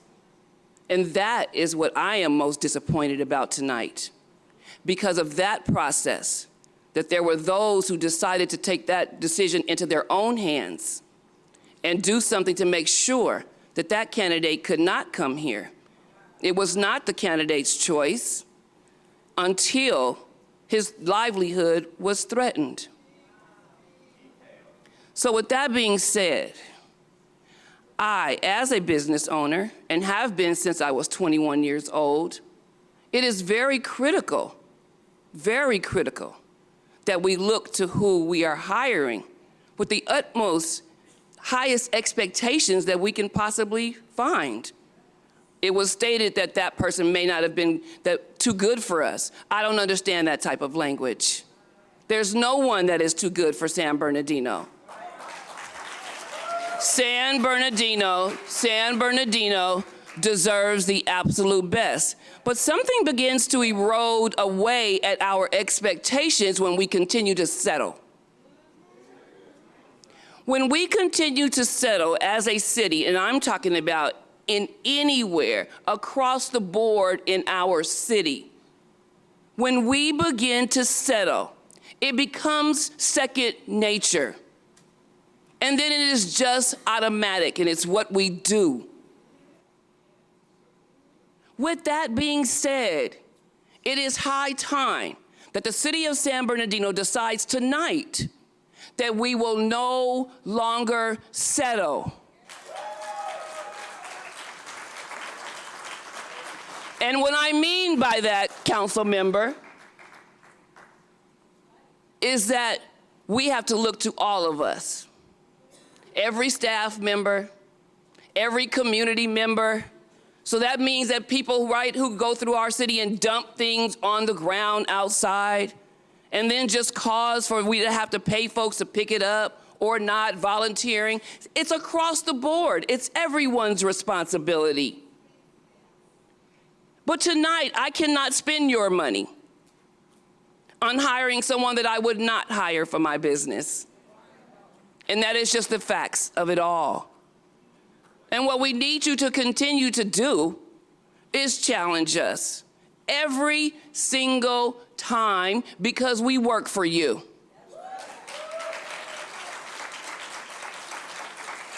I don't believe in settling anywhere in my life. It's not something I was taught. It is not something that I teach my children nor my grandchildren.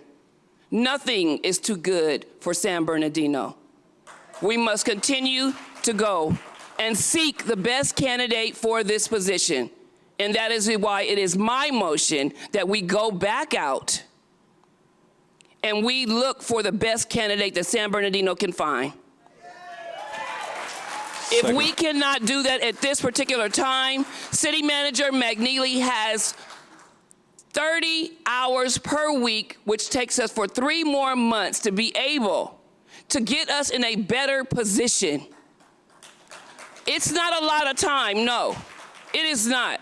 But then we do have other solutions. There is an organization for which City Manager McNeely sat on that governing board, and it is where all of the retired city managers go, and you are able to choose one as a city and allow them to come in interim for you. We can do this as long as it takes.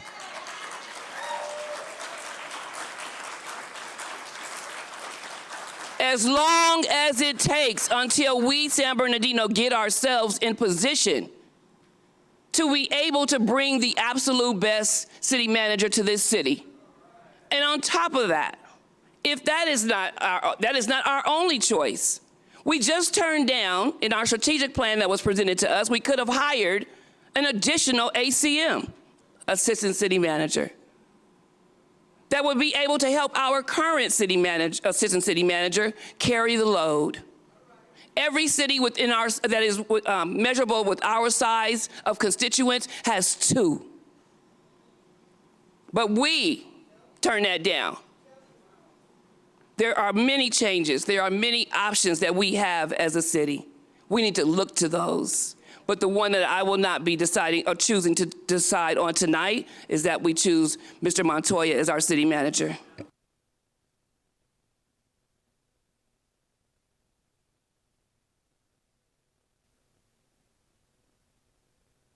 I'd like to second her motion.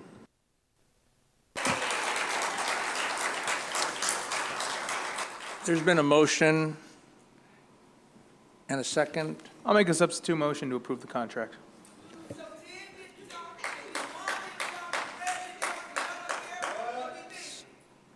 I'll second that motion.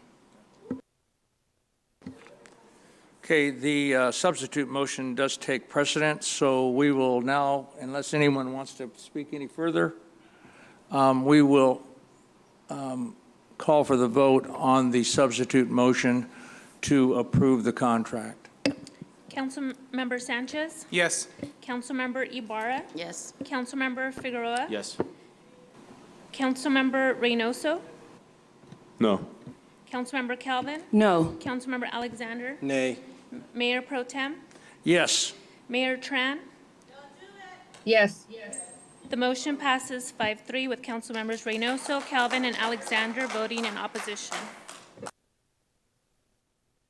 Thank you very much, and again, welcome, Mr. Montoya. I think you've got your marching orders, and I certainly personally will be here as the longest sitting and most experienced council member on the dais.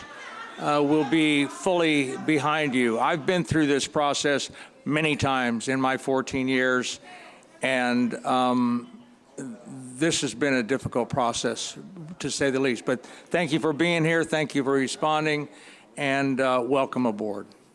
Thank you. We'll now move to the public hearing. That's item number 22.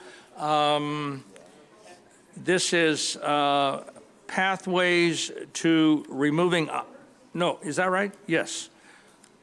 Public hearing, pathways to removing obstacles to housing grant application. It is recommended that the mayor and city council of the city of San Bernardino, California, conduct a public hearing to obtain citizens' comments on the draft pathways to removing obstacles to housing. Please, would you take your conversations to the foyer and out of the room?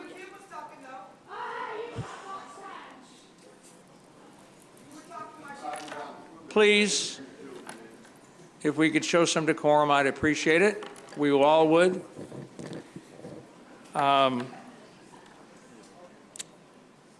Obstacles to housing, grant application to the Department of Housing and Urban Development. And number 2, authorize the city manager or designee to take necessary steps to effectuate the submittal of the proposed pathways to removing obstacles to housing, also known as PRO housing, grant application, and related documents to the Department of Housing and Urban Development. I am now opening this public hearing at, we'll call it 9:16 p.m.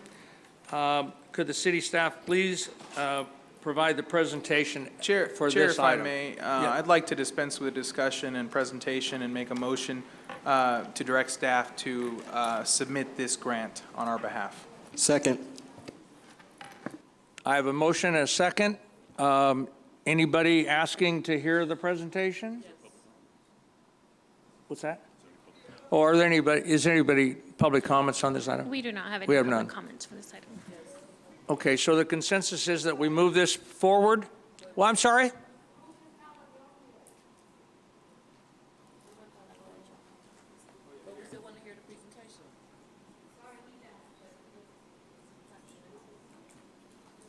Mayor Pro Tem, I'd like to hear the presentation. We do have one speaker. Okay.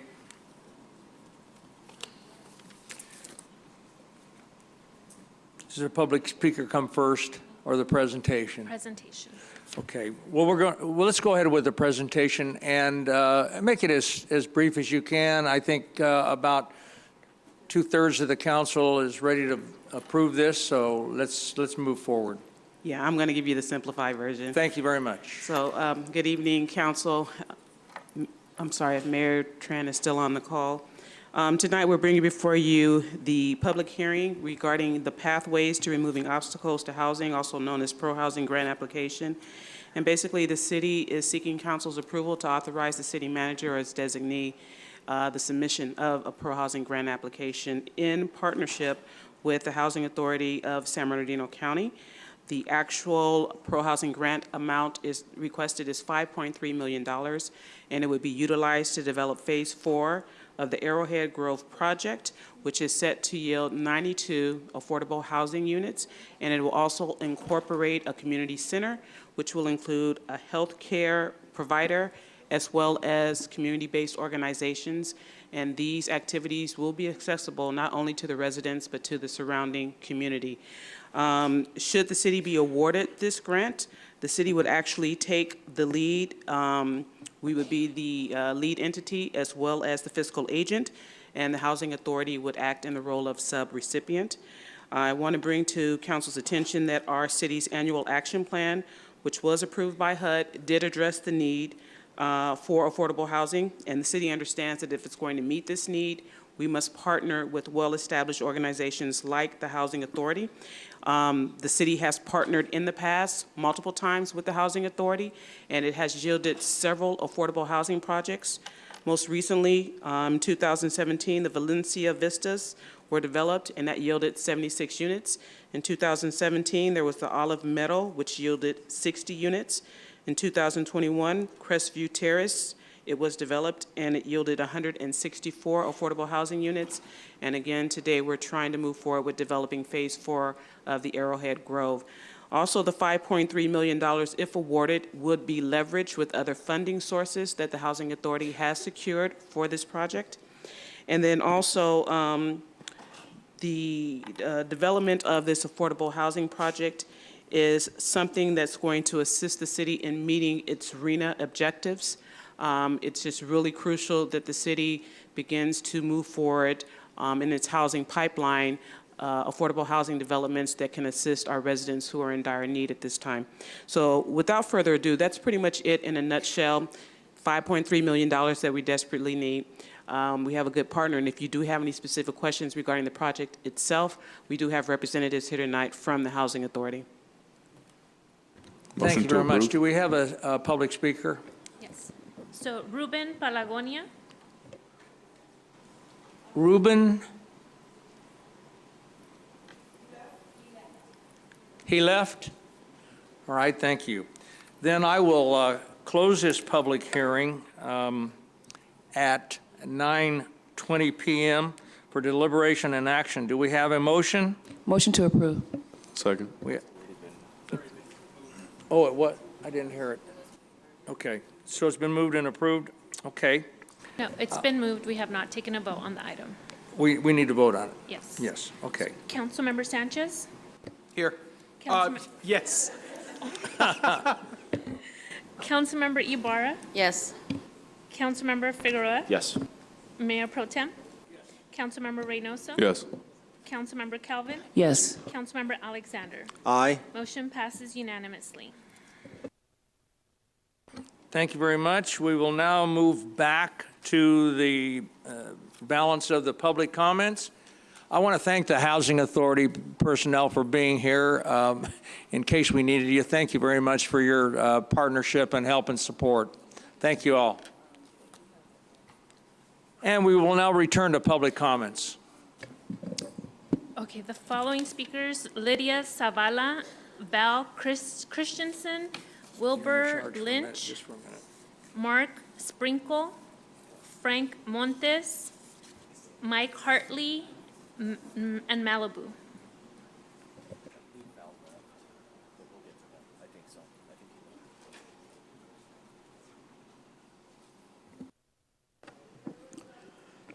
Good evening, Mayor Pro Tem, Madam Mayor, on virtual council members and member of the community. My name is Frank Montes, and I'm with the Hispanic Coalition of Small Businesses. And this past Saturday, we celebrated our first annual Latinissima Awards here in the city of San Bernardino, where we recognized 7 Latinas throughout the state of California, 2 which came out of the city of San Bernardino. One was Patty Ocundo, is the daughter of the owner of Mitla Cafe that's been in this city for almost a century. The second honoree from the city of San Bernardino was Vice Chancellor Dr. Noemi Ornelas. The remaining 5 came from throughout the state of California in different categories. We had 290 folks there, not only throughout the state of California, but from Nevada, New York, Kansas, Arizona, Tennessee, and Ohio, here in this beautiful city. It was an amazing event. I want to thank all the council members that attended, all of you there. I truly appreciate it. It was a mixture of our community. It was a joining and coming together to celebrate our Latino culture. We do this every year as we close out Hispanic Heritage Month, and especially here in the San Bernardino, where we have 230,000 residents and 70% of them are Latino. It was very important for us to be here and share that moment with this city. Not only the city, but the entire state of California, which we represent. Our organization is statewide and also nationally. The attention and the visibility that's being brought to the city is immense. We have folks from all over the United States coming to San Bernardino, and we're talking about investing in this city. If you want to invest anywhere in this region, it should be San Bernardino. A lot of folks, probably 30% of them that were there, never been to San Bernardino, never heard of San Bernardino, and they were excited to be here. We did fill a lot of rooms at the DoubleTree on Hospitality and Waterman. Folks that knew San Bernardino were saying, why San Bernardino? And all they hear is that negative. But there's a lot of positive things going on in the city also. So again, I just want to thank the city, thank all the members of the community that attended, and all the council members. And the Hispanic Coalition of Small Businesses is here to stay. We are here to help the entire city and all its members of the community. So thank you very much. Have a great evening. Next speaker. Mike Hartley. First of all, I'd like to quickly say that the only thing that makes a good manager is the people that work for him. That's the only thing. What I want to talk about tonight is ordinances, which you guys can change. And the thing that concerns me the most is code, a lot of code violations.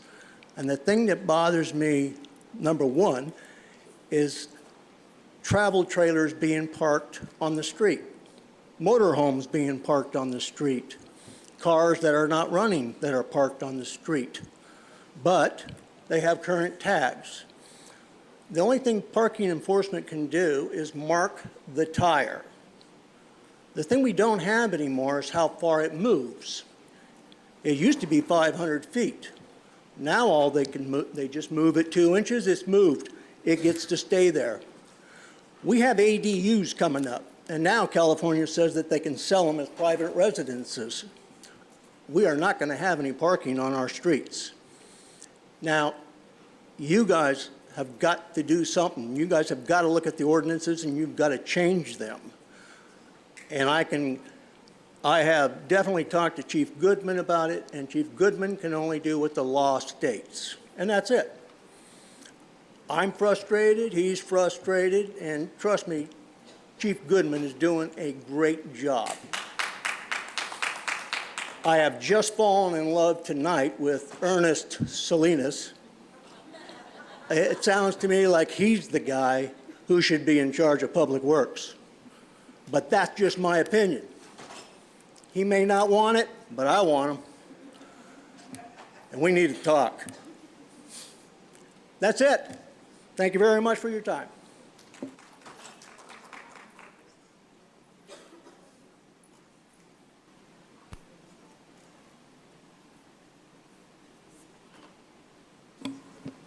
Sorry. I'll go ahead and read some more names. Georgia. Sorry, I'm not sure how to pronounce your last name. Keith Benitez. Ollie Espinoza. Robert Porter. Please state your name. Hi, I'm Malibu. I was going to talk to Ted today, but I talked to him outside, so I told him I was going to give him a pass. You know how I am about dress code and representing us. I think it's a big deal. I thank you so much, Ben, for taking that criticism constructively, you know what I mean? Because that's what it was. It was not anything, and I thank you for doing that. But Sandra's here today with dirty yellow tennis shoes on. Why? I'm just saying, we pay you guys, and people think, oh, it is. You show up to work.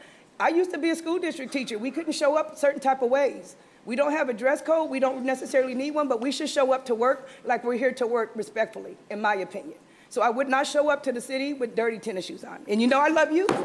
And I remember before you got that position, when it was the other guy's position, can't think his name right now. You came to me, helped me Malibu, this and that. I did that. I introduced you to businesses and all of that, correct? Or, I mean, I don't know, you can talk if you like. And so now today I was very disappointed with your vote, to be honest. So what I would like to really tell our community is stop complaining and get involved with the registration process. Make sure people are getting registered and making sure their vote, because their term is in question, but then it'll be back to theirs too. So I think that that's the best way to really start to like stop coming up here and badgering them and this and that, and just say, you know what, I'm gonna make a change with you, and I'm gonna make sure you're not there next year. You know what I mean? Because Sandra, I think you was very rude today.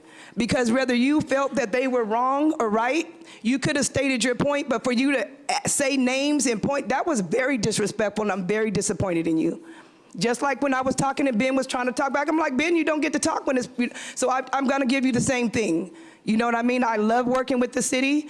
I think that Liddy's doing a great job at Parks and Recs. I think Chief's doing a great job, you know what I mean? But what happened today, coming over that microphone, was very disrespectful. And I felt like that should have been a pause in a moment, and everybody up there should have been apologizing to us African Americans for that coming through. The N-word, that was very disrespectful, and you were so busy trying to tell them about what you didn't like about them that you didn't even acknowledge that my feelings was so hurt, I had to walk out the room. That hurt my soul to hear somebody come across this thing saying the N-word, and you never acknowledged it. Ted never, none of y'all acknowledged it. It had to wait till we went. Don't do that. Don't start dividing this city by color. Because everybody's a big mixing pot. My grandkids are different colors, my son is mixed, so I don't do the race thing. Anybody that knows me knows my son's mixed. He came in here today. I don't do the race thing, but this looks racist. You can call me anything you want, but it just looks racist that the black people is voting this way. It don't look good for the city. I'm just being honest. I do not like it. And when somebody come across that thing saying the N-word, y'all stop and make a moment and address that. You don't just go past that like, it's okay, that's not okay. And the whole time we was talking, Fred kept saying, oh, be quiet, don't talk, this and that. But you talked, like Kim talked, the man got up there and you got up. Thank you, your time is up. You got up and kept talking. Expired. Your time has expired. So I would like you to do the same thing to other people, not talk when they're talking. Thank you very much. Thank you so much, and I'll be back. Thank you. Who is next? Please state your name.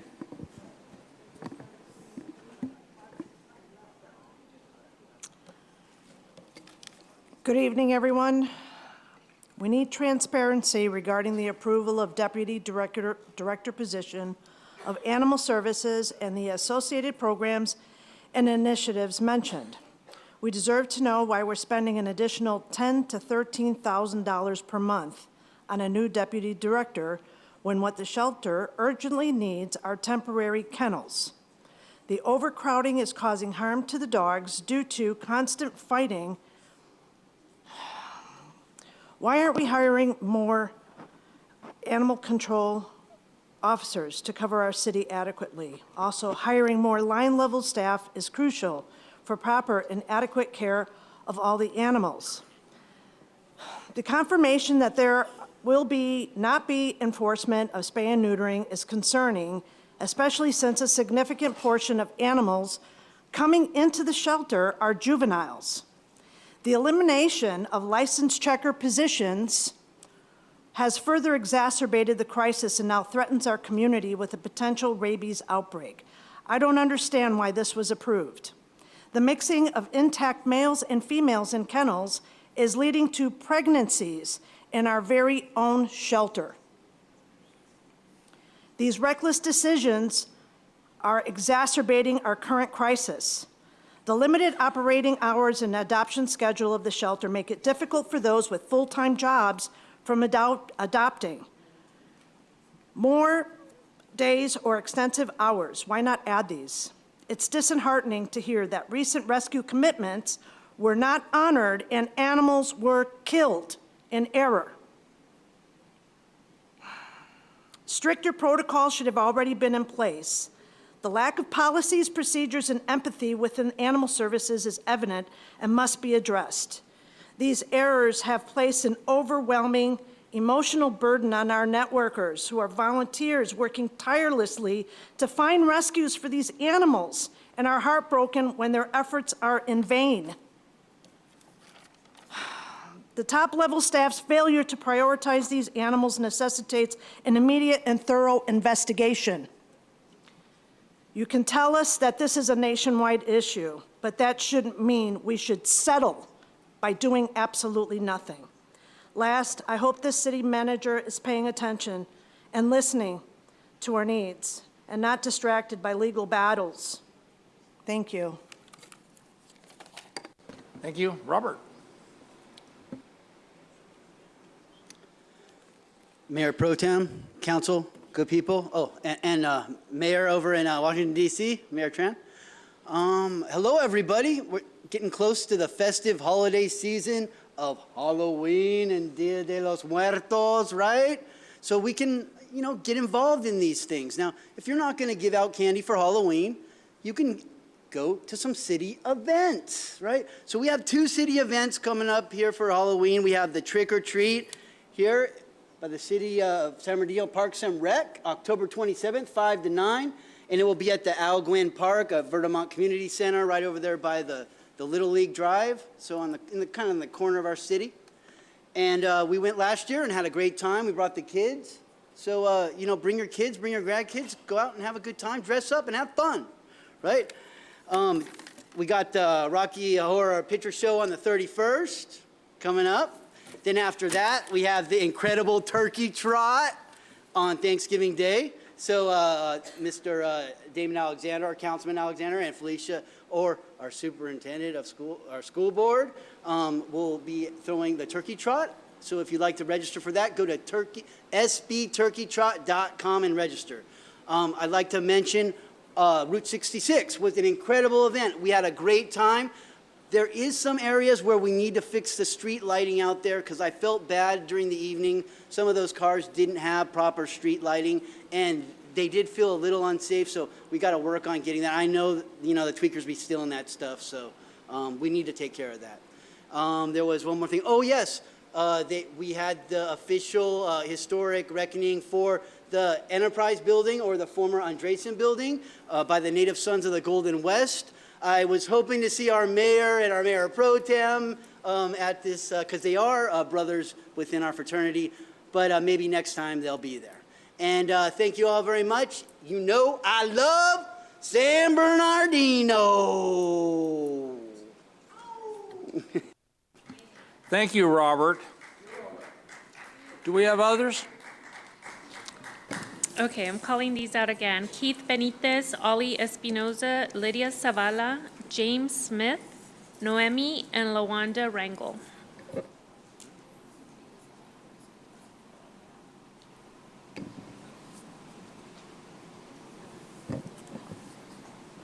Okay. We have one speaker on Zoom. Okay, the caller with the last... Okay, so apparently those people are not here. Oh, here comes one. Please come on down and state your name, please.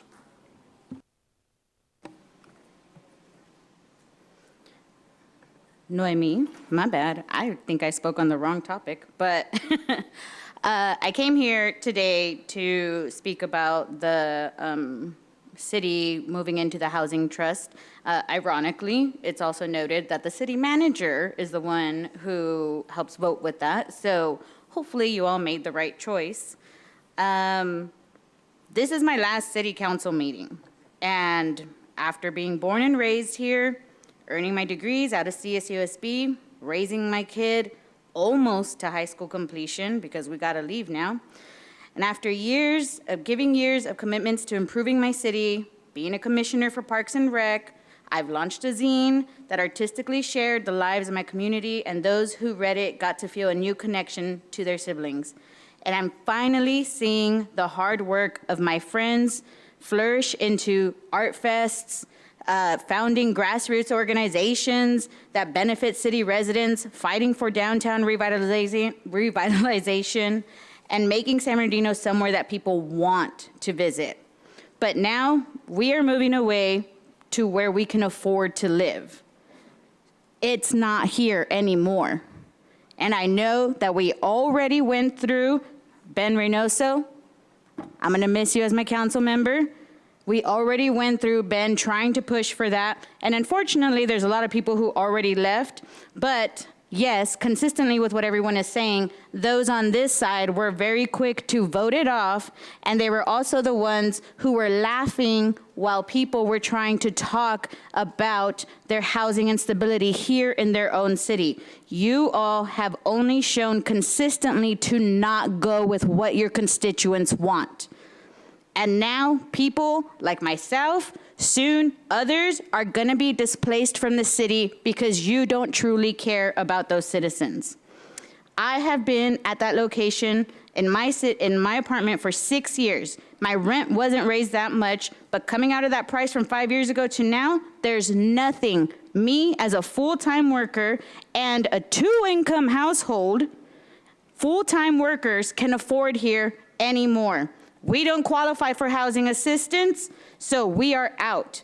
Affordable housing is becoming non-existent here, and it's going to continue to push out your community and your residents. And maybe that's what you want in reality, because they're not in par with what you guys really want. This is my last opportunity to be here in person and voice everything that is going wrong that you're allowing to grow. And I want everyone to recognize who is on the ballot this cycle, who's going to be on the ballot the next cycle, and remember who is sitting here not listening to their constituents, laughing at those who are struggling. Do what you're supposed to do for once and protect us from further displacement and housing injustice. Help people stay home. Thank you.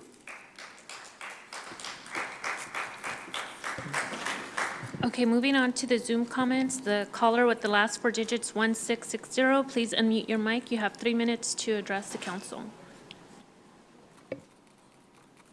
Hello, can you hear me? Thank you.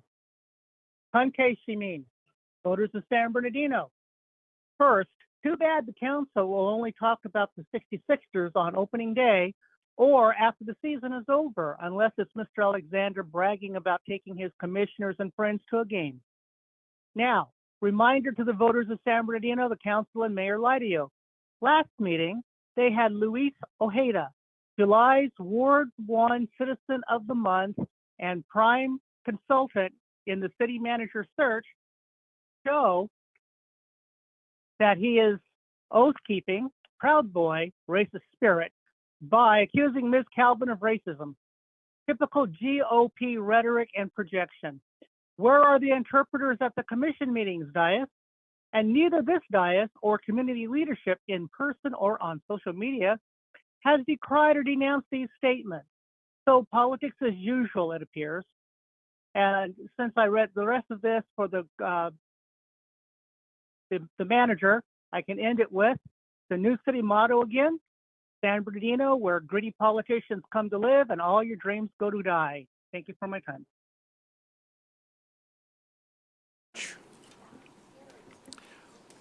Does that conclude public comments? Yes, okay, I think the next item on the agenda would be the city manager's report.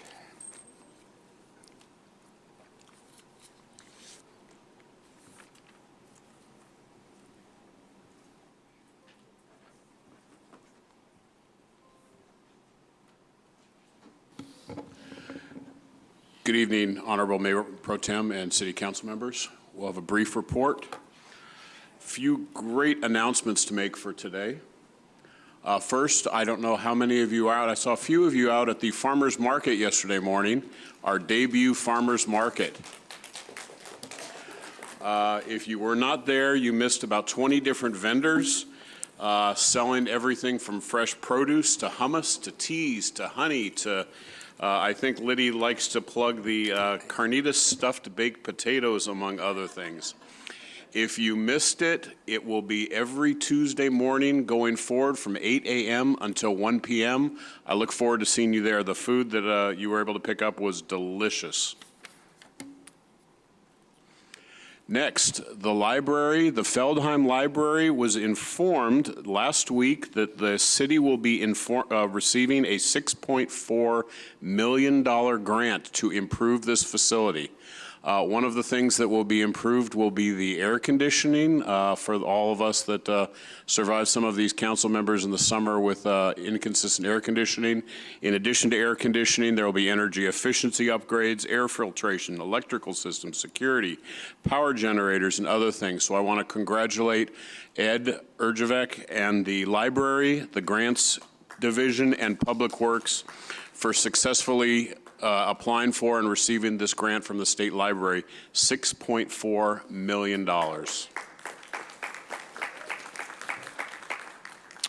Also this month, the county supervisors, and Cassandra will talk about this in just a moment, approved $3 million for the city to fully fund the Homeless Navigation Center.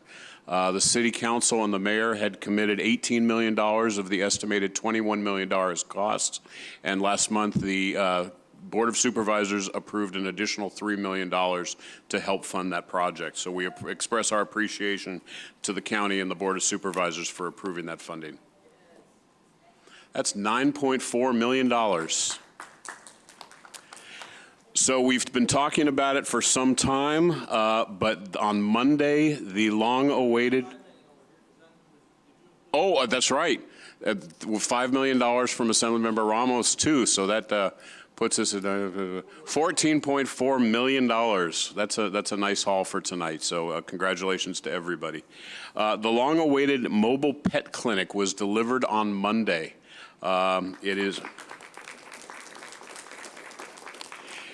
This will enable animal services to provide critical care, not just at the animal shelter, but throughout the city at special events. That will include spay, neutering, microchipping, and vaccinations. This van, or the RV, still is in the process of being equipped. It will be fully functional in the next month or so, and it was made possible by a generous donation by the San Manuel Band of Mission Indians. So we're very grateful, and you'll see this on the road very soon. So congratulations to Chris and all of the people who are in need of animal services throughout the city. On November 2nd, which is just in a couple weeks, the Entrepreneurial Resource Center will open. This is a partnership between Cal State San Bernardino and the city that will provide training, business counseling, and access to resources for small business entrepreneurs in the city. This project was a result of our work with the Aspen Institute and the Latinos in Society program, which sought to address disparities in small business ownership and entrepreneurs. As I mentioned, Thursday, November 2nd at 5:30 p.m. At Studio D, which is on the 5th floor of what we call the Chase Building at 330 North D Street. We're excited that this is happening. And speaking of exciting that things are happening, November 1st through 4th at Court Street, there will be the Dia de los Muertos experience at Court Street Square. We are encouraging residents and community members to submit online photos of departed loved ones and family members I'm assuming that family members are loved ones. Sorry about that. Family and friends for the largest ofrenda we have ever seen. This will be put on the Court Street stage, and the ofrenda will be available for viewing on November 1st, 2nd, and 3rd. And on November 4th, there will be a large festival with food, music, dancing, and a car show hosted by the Suavecitos Car Club, and an opportunity to view the giant ofrenda. So hopefully you can attend. It's the first Dia de los Muertos festival or experience that we've had, and my congratulations to Parks for putting this together. Lastly, I would like to turn the floor over to Cassandra Searcy. We've long been promising a homeless update, and there are a few things that she would like to pass along dealing with what we're doing with homelessness. I don't see her on the agenda. I'm not sure I'm going to allow that. I'm just kidding. I'm just kidding. Please, Cassandra, please. Thank you. Good evening, Council. So Jeff already tapped in regarding the funding streams. I know the hour is getting late, so I'm not going to really highlight it. He capsulated that well. I do want to bring you an update regarding our interim shelter and the Permanent Navigation Center. We've been talking about this for a series of months. And wanted to be able to explain that the city is moving forward with this interim shelter. Staff had to kind of pivot and do some more research to determine what is the best course of action, what's the most expedient manner to get interim shelter in place, and winter is fastly approaching. We did look at utilizing some city-owned property, leasing modular units, bringing in a lead operator, but believe it or not, establishing infrastructure, connecting utilities, very costly, very time-consuming. We were being told anywhere from 7 to 9 months, and this is for modular units on city-owned property. At the end of the day, the most expedient process to yield interim shelter still remains the use of motel units. However, what the city has come to understand is that we can't utilize just one motel operator, and as such, the city recently released RFP for a motel voucher system, which would work with multiple motel operators. The RFP actually closed on the 16th, which was 2 days ago, and the city received 10 submissions from multiple motel operators throughout the city. One actually is in Redlands, but the rest are located throughout the city of San Bernardino. The city will begin the process next week to review these proposals. And as it stands with 10 submissions, even if we select only 5 operators, we will have more than enough motel units to establish interim shelter. Our hopes is to come back to council early December for that final approval so that we can get people inside of a building safe and comfortable before that weather begins to become really harsh and crucial here in the city. Also, the city is moving forward with the development of its navigation center. There have been some significant changes. Because the Navigation Center is in fact a capital improvement project, Public Works will take the lead. Public Works has already assigned a project manager. The project manager is in the process of drafting an RFQ, a request for qualifications, and the process, although it's a little longer, it's something that's going to produce transparent results, and it's something that's going to be able to provide the city the best design, build, and value. The RFQ is going to be able to narrow down 3 top candidates, and those 3 top candidates will then apply or submit proposals through an RFP process. With that RFP, the city intends to be able to receive a design build, and basically that's just our project having one entity to both design and construct the project. We are also looking to establish the 14-bed recuperative care, and we do have a $2 million commitment from 4 medical entities to provide that assistance. From start to finish with the RFQ and RFP, it will take 6 months to get the project in place to move forward with breaking ground. But even though it's a 6-month process, again, that produces full transparency, and it's going to open the floor for different contractors, both locally and those that may not be so local. The end result is that with the motel units, we can get that established in an expedient manner. So even though it might take a little longer for the Permanent Navigation Center through the RFQ, RFP process, we can still get people off the street. We can resume the enforcement of our anti-camping laws and restore a sense of balance to our communities. Any questions? Thank you very much. Mr. Alexander, yes. Now that Assembly Member Ramos said that Patton will be available for our unsheltered, will that count for our Boise numbers? That's still a process. We have to have discussions with the county. That task is an arduous one, and although we are grateful for that decision, there needs to be many discussions in terms of who's at the table to provide resources, county, state, federal, providing funding, who's going to take the lead. That is something that we definitely will consider moving forward. But for right now, as we're working out those details, the city needs to continue on its path to establish its own navigation center. The good thing is the navigation center is modular units.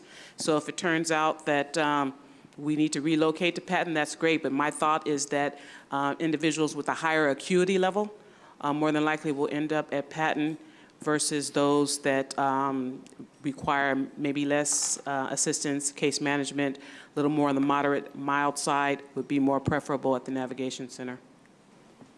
Yeah, I understand. I didn't mean as a substitute. I just mean as additional bed count for us.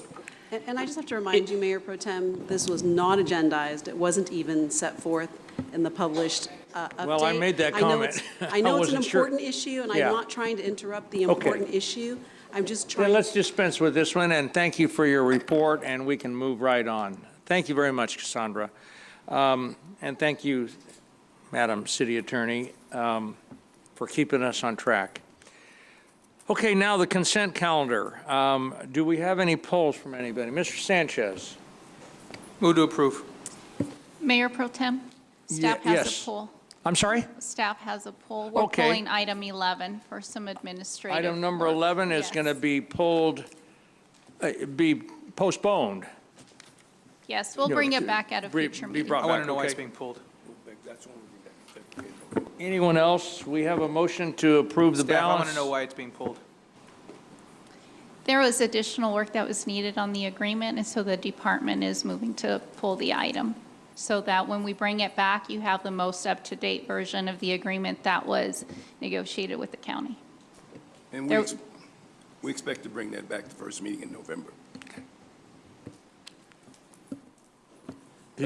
I don't have any polls. I just wanted to say, Mr. McNeely, thank you to you and your staff directors, Susie Soren, Barbara Whitehorn, for, I had multiple questions on consent, but just publicly saying thank you for their availability to answer a lot of the questions so that I'm prepared to just vote on these items without having to pull them. So I just wanted to say thank you publicly. I have a motion. Do I have a second? So I move the balance if we're pulling item 11. Move the balance.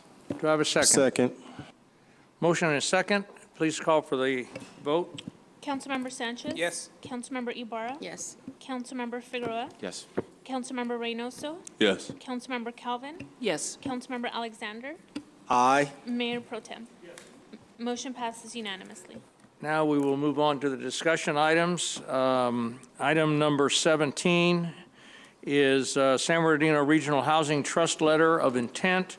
Recommendation is recommended that the mayor and common council, or mayor and city council of the city of San Bernardino, number one, receive and file the presentation from San Bernardino Council of Governments, and number two, authorize the city to join the San Bernardino Regional Housing Trust by submitting a letter of intent to the San Bernardino Council of Governments. If I may, can I make a comment on this? Because You I may. think I might want to table this one for now.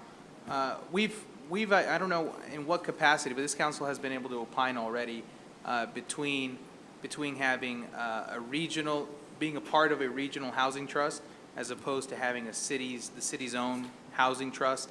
And if we were a small city, like Loma Linda, where their housing circumstances aren't as grave as ours, and they're a small city, that may be overlooked by state and federal agencies, they may want to be able to be a wider target by participating in a regional housing trust. But a city this large, we are a recipient of millions of dollars in some cases on grants. And so my concern here is that instead of that check coming straight to us, it goes through this housing trust, and now we're splitting it up with agencies like Loma Linda, like Highland, like Redlands.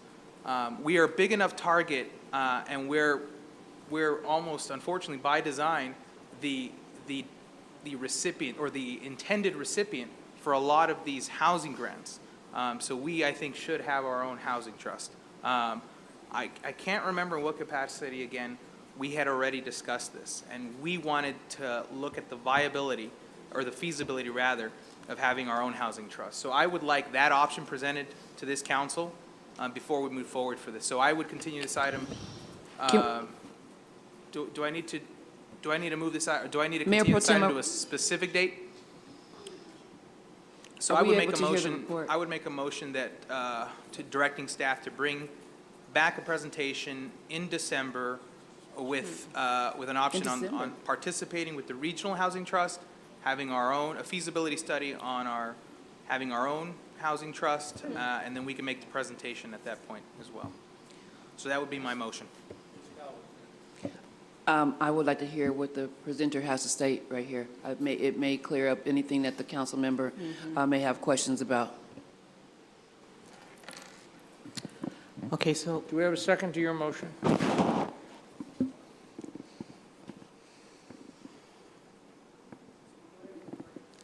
Okay, thank you. So I'm going to be brief. I want to let everyone know that today we have Ms. Monique Arellano, who is the Chief of Council of Governments and Equity Programs for the San Bernardino Council of Governments.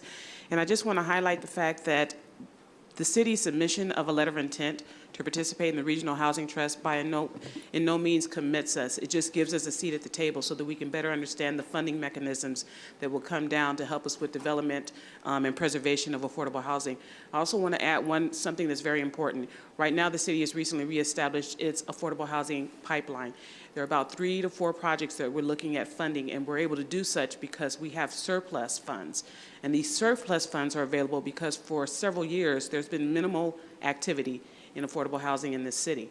But once those surplus funds are gone, the city is going to have to identify another funding source. And the reason for that is because the city, although it's an entitled city, only receives $1.4 million a year in home funds.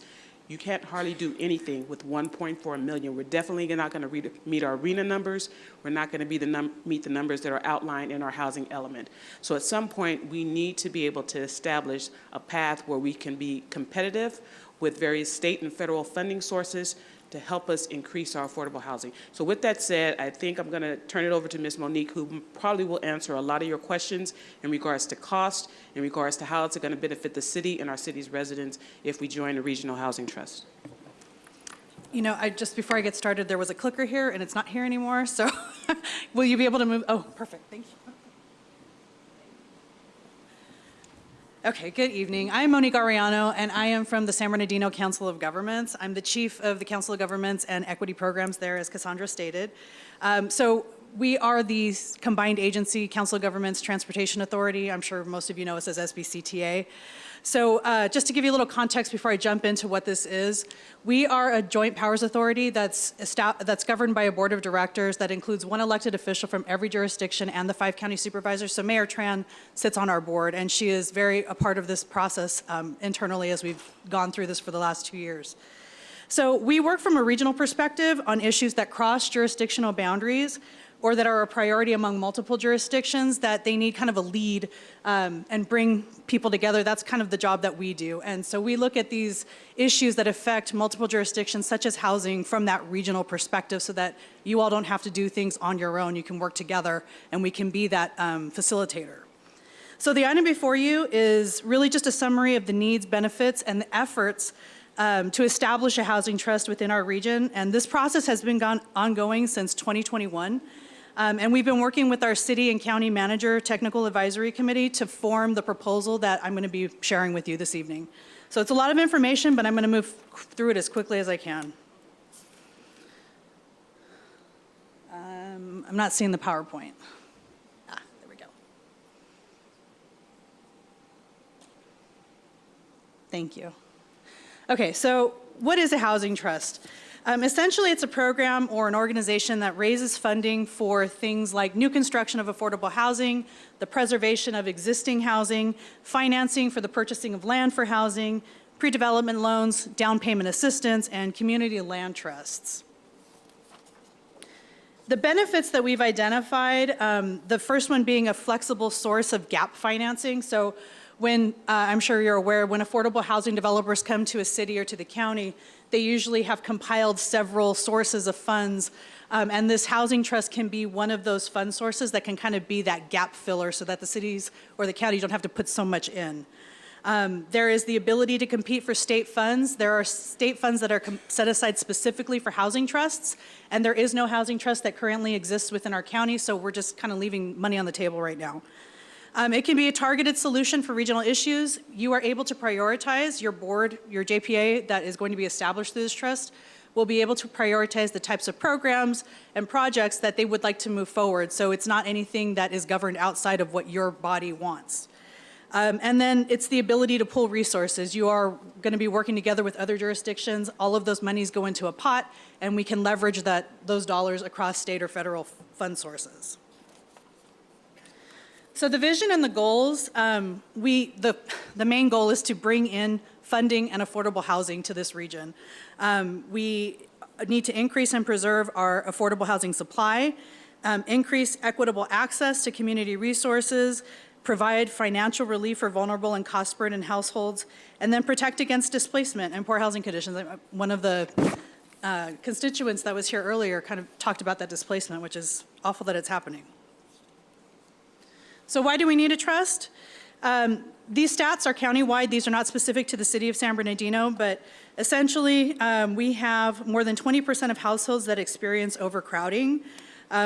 We are spending more than 30% of our income on housing costs. So this region has census tracts where more than 80% of renters are burdened by the cost of housing. We have high poverty census tracts. The region has census tracts with concentrations of more than 40% of households living below the poverty level. And then tax credits, higher resources areas, a housing trust would put us in a position to compete better for those tax credits from the state. And then the cost of transportation, there is a regional combined housing and transportation cost of 59% for households across this county. So they're spending almost 60% of their money just on housing and transportation. RHNA, you're aware of the issue with the RHNA cycles. So in the 5th cycle, we didn't meet our targets for the entire region. Again, this is the whole region, not just the city. And that increase is 140% in the current cycle that we're in, and there is no strategy or fund sources for how we're going to meet those needs. So those are the needs that we've identified, and these are the steps that we've taken to date. We've essentially completed a strategic plan which includes outreach. We did significant outreach at the beginning of this process. We've done a housing need analysis. We've done a funding opportunity analysis, housing trust activities, pipeline inventory analysis, and then gap funding analysis. And I'm going to touch on each one of these things as I go. Again, I'm going to move through it really quickly. So outreach, we outreach to all of our 24 member jurisdictions, so 24 cities and the county of San Bernardino. We met with 15 member jurisdictions specifically to talk about priorities and needs within their jurisdictions.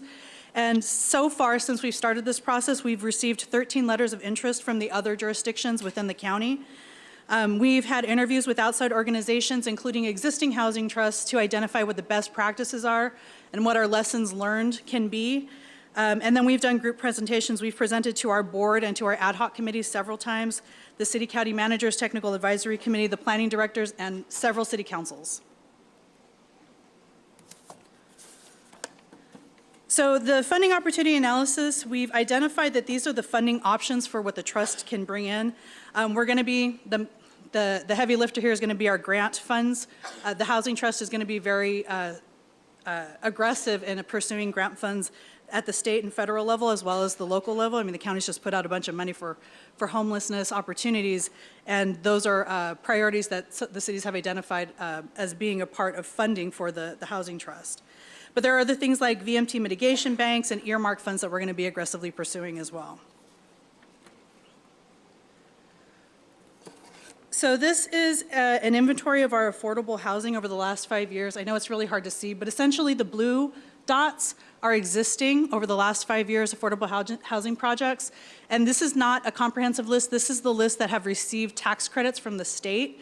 So if your project is in a city and it didn't receive tax credits, it's not necessarily on here, but these are the ones that we looked at to do our funding gap analysis. So the blues are the last 5 years and the yellows are the upcoming 5-year projects across the region. So the funding gap analysis, really the bottom line is that the local funds that the cities and the county provide, it's a noticeable layer. And the analysis that we've completed for what the Housing Trust can kind of step in and take is about 10% of the average cost across the board for the last 5 years based on the projects that we've identified in the previous analysis. Now, for the structure itself, again, we go over the vision and the goals. This is going to be the foundation for what the trust is going to be providing. But then, oops, I'm sorry. The programming priorities we've identified are based on the outreach that we had with all of the cities, mostly the city managers through the technical advisory committee discussions. and then working with the staff members at the cities and the county. But what they're looking at prioritizing are obviously construction of affordable housing, but also working on things like housing trusts, community land trust, workforce housing, pre-development loans, down payment assistance, and financing for the purchase of land. It's, the affordable housing is a critical component, and it's going to be where most of the fund sources are available from the state and the feds. But a lot of our agencies are very interested in getting into home ownership as well. So what are the options that we can provide through the trust for that? The administration of the program will be by a JPA, so a new JPA will be established, and it will require a new board of directors. It would be one elected official per jurisdiction, and then members could have alternates as well. And then there is talk about incentivizing founding members. So if your jurisdiction is going to be a founding member, there could possibly be some kind of fee. I'm sorry, my brain's not working. It's past 10 o'clock. But fee decreases for the founding members. As far as staffing, the Housing Trust would enter into an MOU with San Bernardino Council of Governments, who would provide the staffing. We have an existing organizational structure with an executive director with all of the ability to run the meetings, to staff accounting, to do a legal analysis and all of that. That would be a part of the administration. And the cost for that, we've calculated at $315,000 with an annual cost increase of about 5% a year. That cost would be allocated among the member jurisdictions by population. So I'm not sure where this agency falls in the population category, if it's over 250, but if it is, the highest cost is $35,000 to participate. So essentially, the way we're moving forward is currently we're building the trust. We're identifying the member jurisdictions that want to be a participant. And we are working internally to figure out what that administration is going to look like moving forward so that we can organize the structure. And then we're building the trust. Once we actually are awarded the funds from SCAG, which is what we're really waiting on at this point, we'll be able to hire our consultant team and get the folks on that we need to actually pursue the fund sources and do the legal analysis, prioritize all the projects that we would be moving forward among the jurisdictions. And then we'd spread the wealth based on the prioritization list of the board that they would want to pursue. So next steps, this is an old PowerPoint. So we've done almost all of these. At this point, we're waiting for award. We've submitted the REAP application. Once we receive that award, we'll be establishing the JPA. The award looks like it's going to be coming by mid-November, and then once we get that award and the agreement in place, we can start moving to establishing that new Joint Powers Authority and the new board. And then we would adopt an administrative plan which include the prioritization of the projects that the board identifies to move forward. And that's really just the schedule, but like I said, we're looking at November for the money to come in. Okay. I can take any questions. Thank you very much. To the dais. Yeah, I'll motion to approve. I just wanted to be clear that when we don't suspend presentations like this, there's no way the community knows what we're doing about this. And so people need to know. So thank you. And thank you for staying here. It's 10 o'clock. I know we're all tired. So I'll motion to approve. Second. Motion and a second. Should we call any comments? Yes, Mr. Sanchez. Yeah, when you say share the wealth, that goes to the fear I have about this JPA. This city has over half of the county's homeless population. And I worry that when we're not independently seeking out this money, that we're just one out of 12 cities that has to share that pot of money. And because we'd be one member on a board of however many member agencies are on that board, I can't help but think we're going to get significantly less than we would if we were to invest in our own housing trust. And I get it, we don't qualify for a housing trust right now. We don't qualify for a lot of these grants because we don't have a housing trust. But that's because we don't have a housing trust, not because we have our own or we're not part of a regional trust. So it still plays into my fear. If you can dispel with some of that and tell me how that's not going to be the case. Sure. So I've presented this to several jurisdictions, including the Morongo Basin, who has significantly smaller cities. I've also presented to City of Rancho Cucamonga, Fontana, Ontario, all of those folks are a part of the proposed board at this point. The question has come up about sub-regional. Why don't we look at West Valley or a Morongo Basin or a high desert? And the answer really is that you would be, one, competing against each other rather than being able to pool and leverage as much as you can, and there's no guarantee that you're all going to get something. And you wouldn't necessarily be distributing the cost, you would be multiplying it. So a West Valley COG needs an administration, a Morongo Basin needs an administration, a high desert needs it. So it's that 315,000 multiplied across the region, or however many folks would be participating. But I'm not sure you answered my question. My question is, how are we going to get what I think San Bernardino needs as opposed to, right? If Loma Linda and Highland, for example, who have a homeless population just in the double digits, while we have half the homeless population in the county, how on a regional board is that not going to, the awards granted to that regional housing trust, how is that going to be equitably distributed so that it reflects San Bernardino's needs, as opposed to just being 1 out of 12 votes on this regional trust? It's no, San Bernardino needs it because they have 10 times as many homeless people as everyone else. Right, I mean, it's a valid concern. If you have a housing trust for the city of San Bernardino, it's fully effective, it has everything that it needs, and you can afford to go out and do it, and you can be the only recipient, yeah, I agree. It's probably the better choice. But we're looking at it from a regional perspective, where we're bringing all of these folks together and leveraging those dollars for smaller jurisdictions and larger jurisdictions, that's what the purpose of this is. If that doesn't fit within the city's purview, this isn't the program that you want. Well, that's exactly why my motion included a feasibility study of doing our own housing trust in-house. And that's why we continued the item a couple months ago. And it came back written exactly the same. It wasn't a, hey, council, shall we try on your own, and this is what it will cost if we go at it by ourselves, or do you want to join this regional trust, this JPA that will go out and fight for money? Those options weren't given to us. We were given one option, and so that's why I'm asking that we do a feasibility study. I would defer to your staff. I'm not really sure. I mean, we may end up going with the regional port, but the issue, again, we weren't really given options. You were just told, join this JPA or don't. We weren't offered, hey, maybe we go at it on our own. I'm hearing maybe it's expensive, but I want to be able to know that for a fact before we go down the route of a JPA, where we only are 1 of 12 votes on where that money goes. I mean, again, we're not Loma Linda. Those grants are designed for cities like ours. We should be able to compete with them with even a regional JPA. We should be on par, because the need here almost outweighs the rest of the region put together. So I wanted that study, and so that my motion will, I don't know if I made the motion. I will make the motion. I will make a substitute motion that staff bring back a feasibility study, as well as joining this JPA option. I don't know, first or second meeting in December. I mean, is that going to be enough time? I'm not would not talking be to you. doing. I'm sorry.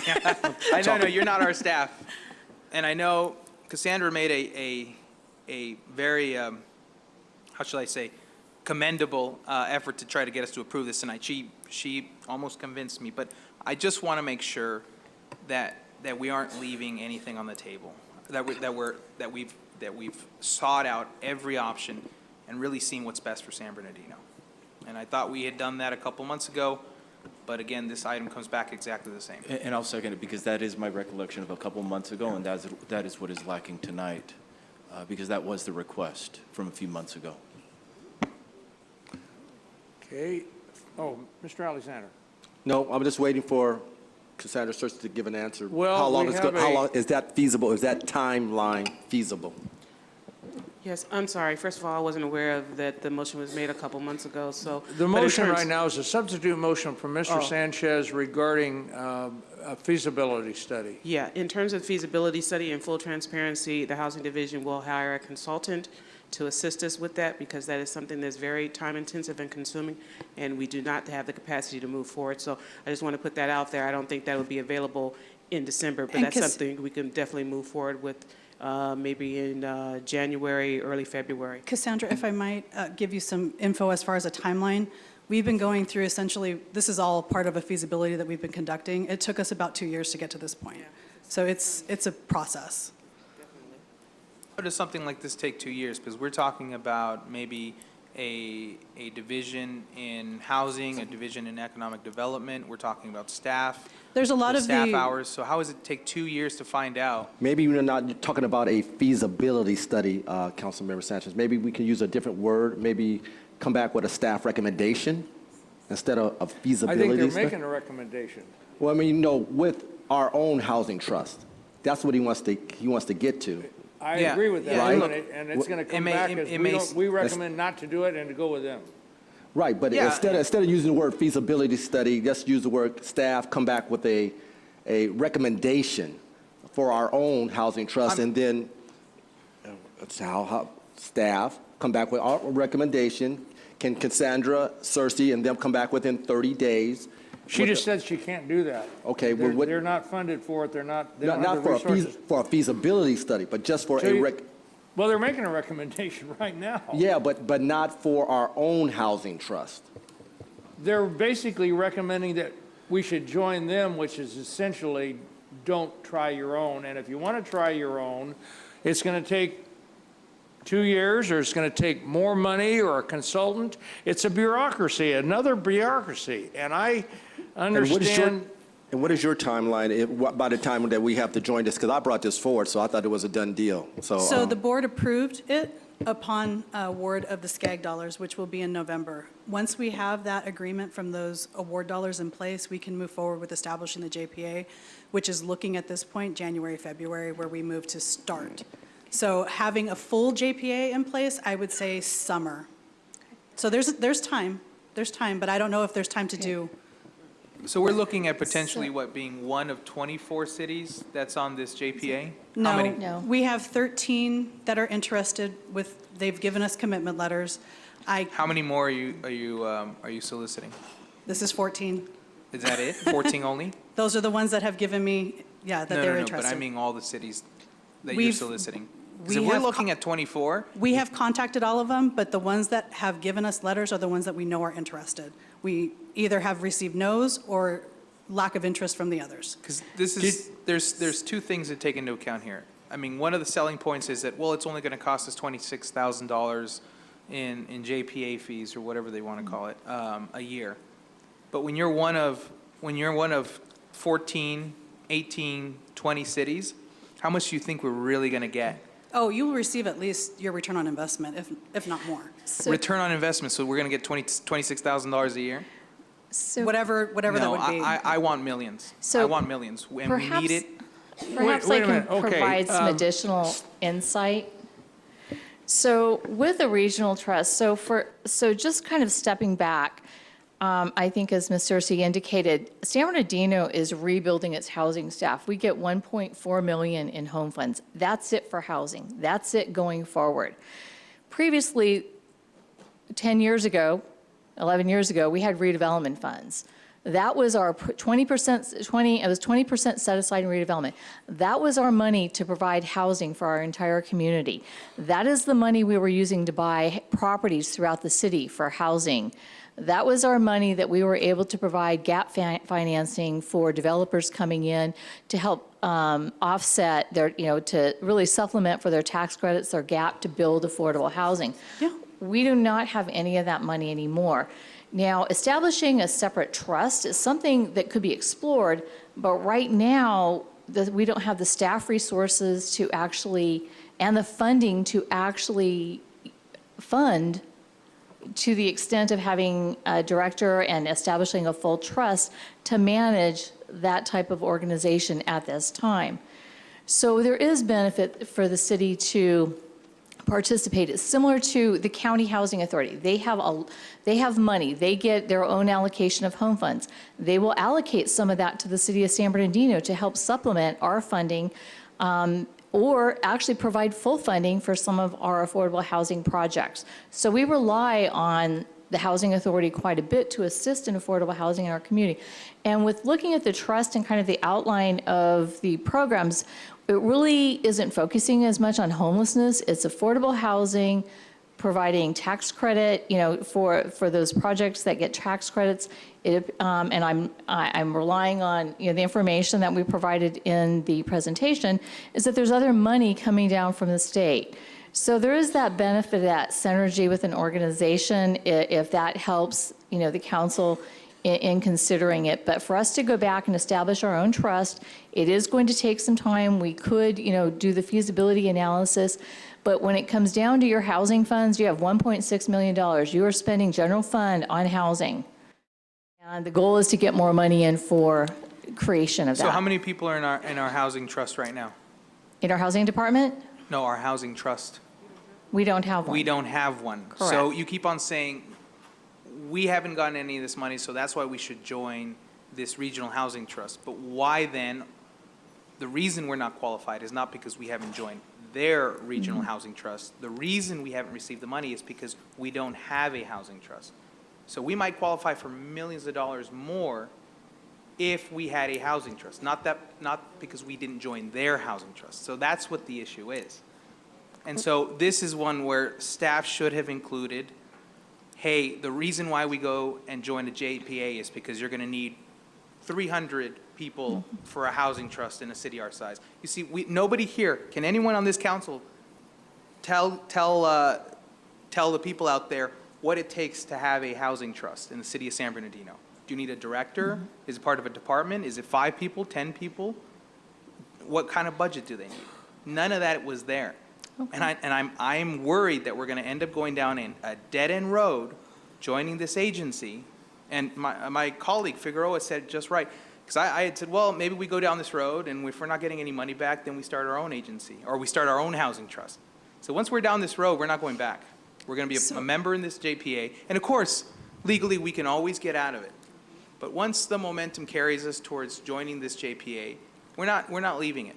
If I might, because we are in such an early stage, there has not been an administrative plan that's been approved yet. There's the ad hoc for this housing trust, which I want to say, I think Mayor Tran is on it, but I'm not positive. But those folks are the ones that are setting what the priorities of the region are going to be. So it's not like you wouldn't have a seat at the table. You would have from start and ongoing to have your voice heard, as well as not just be a member of the board, but actually establish what the rules are.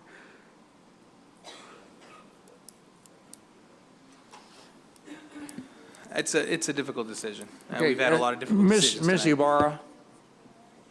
Thank you, Mayor Pro Tem. I had some questions, whoever wants to answer them. On the annual admin fee, are we guaranteed more seats at the table in exchange for the higher amount that we'll be paying? It's one jurisdiction. One per jurisdiction. Are we having more administrators? Because it is a higher amount that it's only like, what, between 32 and 35,000, because we have, the U.S. Census says we have 220,000, and that's not on the chart here. I'm sorry, I'm not understanding. Are you talking about the population chart? The projected cost for the annual admin fee. It skips after 100,001. It's missing there. Yeah, we wanted to really separate out, because that last tier is really the county. County has the highest population, the unincorporated area. So the county is really the one paying that highest fee. Correct, but there's no bracket for our city. Well, no, you would be the one underneath it. We have 220,000 according to the last U.S. Census. So I just want to see what the, Right. what. So, yeah, it would be that one that tops out at 100,000. So if you have 250 plus, then you would be paying that other tier. Otherwise, you're in that 32,000. So can I get a justification then on the admin fees? Is it, like I said, is it more staff working to help those cities get more funding? No, it's based on the prioritization. Since we're not going to have more people at the table. Well, it's going to What are be the based on the perks? prioritization that's identified within the administrative plan, which the board will approve, which you will be a part of. And can the city join at a later time, or do we have to Yeah, join? you can always join at a later time. There's just an incentivization for founding members. Okay. Those would be my only questions. But I'd like to see if our city staff would like to look at what the cost would be if we do our own in-house. I understand, because I sit on several regional boards, on how it could be beneficial to our cities, especially when, you know, you go to these conferences and the city of San Bernardino is not one of the top 13 cities that gets funding from the state directly, because was it the population? I think that's what's keeping us from getting money. So I see the benefit of it, but I want to see also the cost that the city will incur if we have it in-house versus the JPA, because, you know, charging these different amounts based on population, and there's no difference in how we're going to be served, the administrative support, the voting on the table. That's where I have a question on. Do you have That's my only a comment. substitute is there a substitute motion, or is there a motion? Well, now we have There to wasn't. figure out, I mean, can you guys come back to us? Call it whatever you want, but we just need to find out how many people you're going to need, what kind of budget. I mean, that's, and then we throw a dart at which department it lands in. So, if I might note, I think as far as doing this full analysis, we would need to bring a consultant on right now, unless I will get with Mr. McNeely to see what the priorities in the housing department are. We have a lot of priorities. We have affordable housing projects, and we don't have the staff resources to do this level of analysis right now, unless this is a priority for council or for city manager, and I'll defer to the city manager. Go ahead. No, I was just going to repeat what you said. I mean, we can do this. That's not the issue, is just having the staff resources to get it back to you in a timely fashion, given the other things that we have with the general plan, the housing update, et cetera, et cetera, et cetera. I mean, that staff is not plentiful, but if you want to authorize us to go ahead and do it, hire the necessary consultants to bring aboard to do it, we'll get it done. I think. And the other concern I want to raise. Sorry. Okay, go ahead. Go ahead. The I other- heard Theodore too. Sorry. The other concern I have, I'll give the example of the ICH board that our city sits at. It's one of us that sits there. When funding came down for the city, I had to recuse myself. I didn't have a vote at the table. The JPA for the IVDA is different also. Anything that affects our city, we can vote on. But how will this, like, I want more details of how this is going to be run. The governance structure? Everything, yes. The governance structure is going to be hammered out by the ad hoc, which actually I have a meeting set up for the ad hoc in November, which I believe Mayor Tran is on. So all of this information still has yet to be determined. Okay. So, but with Mayor Tran at the table, she's helping to make the rules. So it's, your city's going to be represented is what I'm saying. Okay, then, yeah, I would definitely like to, if possible, make a motion that or substitute motion now? You guys had a second? What was your? We had a what was your motion over substitute? here and a second. I believe there's a substitute motion Yeah. on the floor. What's your There was a motion? first and a second, Is it not the same? right? We As I we did. recall, there was a first and a second to I think you made the approve. motion, and you There was- seconded and to there was a- approve as reported. And then there was a substitute motion to direct staff to prepare some type of report that would give them an option. And I don't know if there was a second to the substitute Yeah, motion. and then how you guys do it, whether it's a consultant or you get Amanda to do it, or McNeely, you stay on and do that yourself. We can figure that out later, but just bring that back and bring Yeah. it back in a timely manner. Well, timely. No, there has to be more direction than that. Yeah, what Just- staff You is- can't leave it just open-ended like that. So it's part of the substitute motion I was making. Bring back the option of joining the JPA. Bring back the option of doing it in-house. And then just for kicks, just bring her back and we can ask her more questions about this JPA. So, At a specific time? well, As soon as, we can trust you guys. Yes, Mr. City Manager. thank you, Mayor rush it. Pro Tem. In talking with staff, we clearly understand the direction you want, but we are looking at sometime next February to do this realistically. It's- If that's okay? It sounds as though that's okay, because you're going to be taking a number of months to really come up with, to tweak all your stuff and come up with some really solid Yeah, at the end of the protocols, day, procedures, whatever. yeah, at the end of the day, it's a joint powers authority. So once we actually get to the point of an agreement, all of the participating members would have to So bring it back to your tonight, councils anyway. we're not saying, you're not saying, if you don't join us tonight, you're out. So we've got It's- some time. Yes, you do have time. However, your letter of intent to participate allows us to make sure that whatever projects this agency has are incorporated into our proposals for the administrative plan for the ad hoc to consider. So if I don't have a letter of intent, I don't include the city's projects in that prioritization What would list. be a deadline for the letter of intent? You can get it to me anytime. However, we would. January, February? I'm thinking January would work. Well, in February, look, that lines up. You can wait a Okay. month. You come back, you can come back with I'm the sorry? consultant's recommendation. We can then render a decision on Okay. which path we're going to take. Okay. Is that a discussion that I need to be How here does for? a, how That does would a be letter, great. That would be great, yeah. how does a letter of intent from this city harm the city? If my council members want to share with me, how does a letter of intent, where we can back out at any time, how does a letter of intent, so we can at least be included, harm the city? Well, yeah, I think that you're asking these people to put staff time in and include our projects that we might bail on later. And it's kind of not good faith if we think that that might not happen down the road. Okay, I'm just. I mean, that's my answer.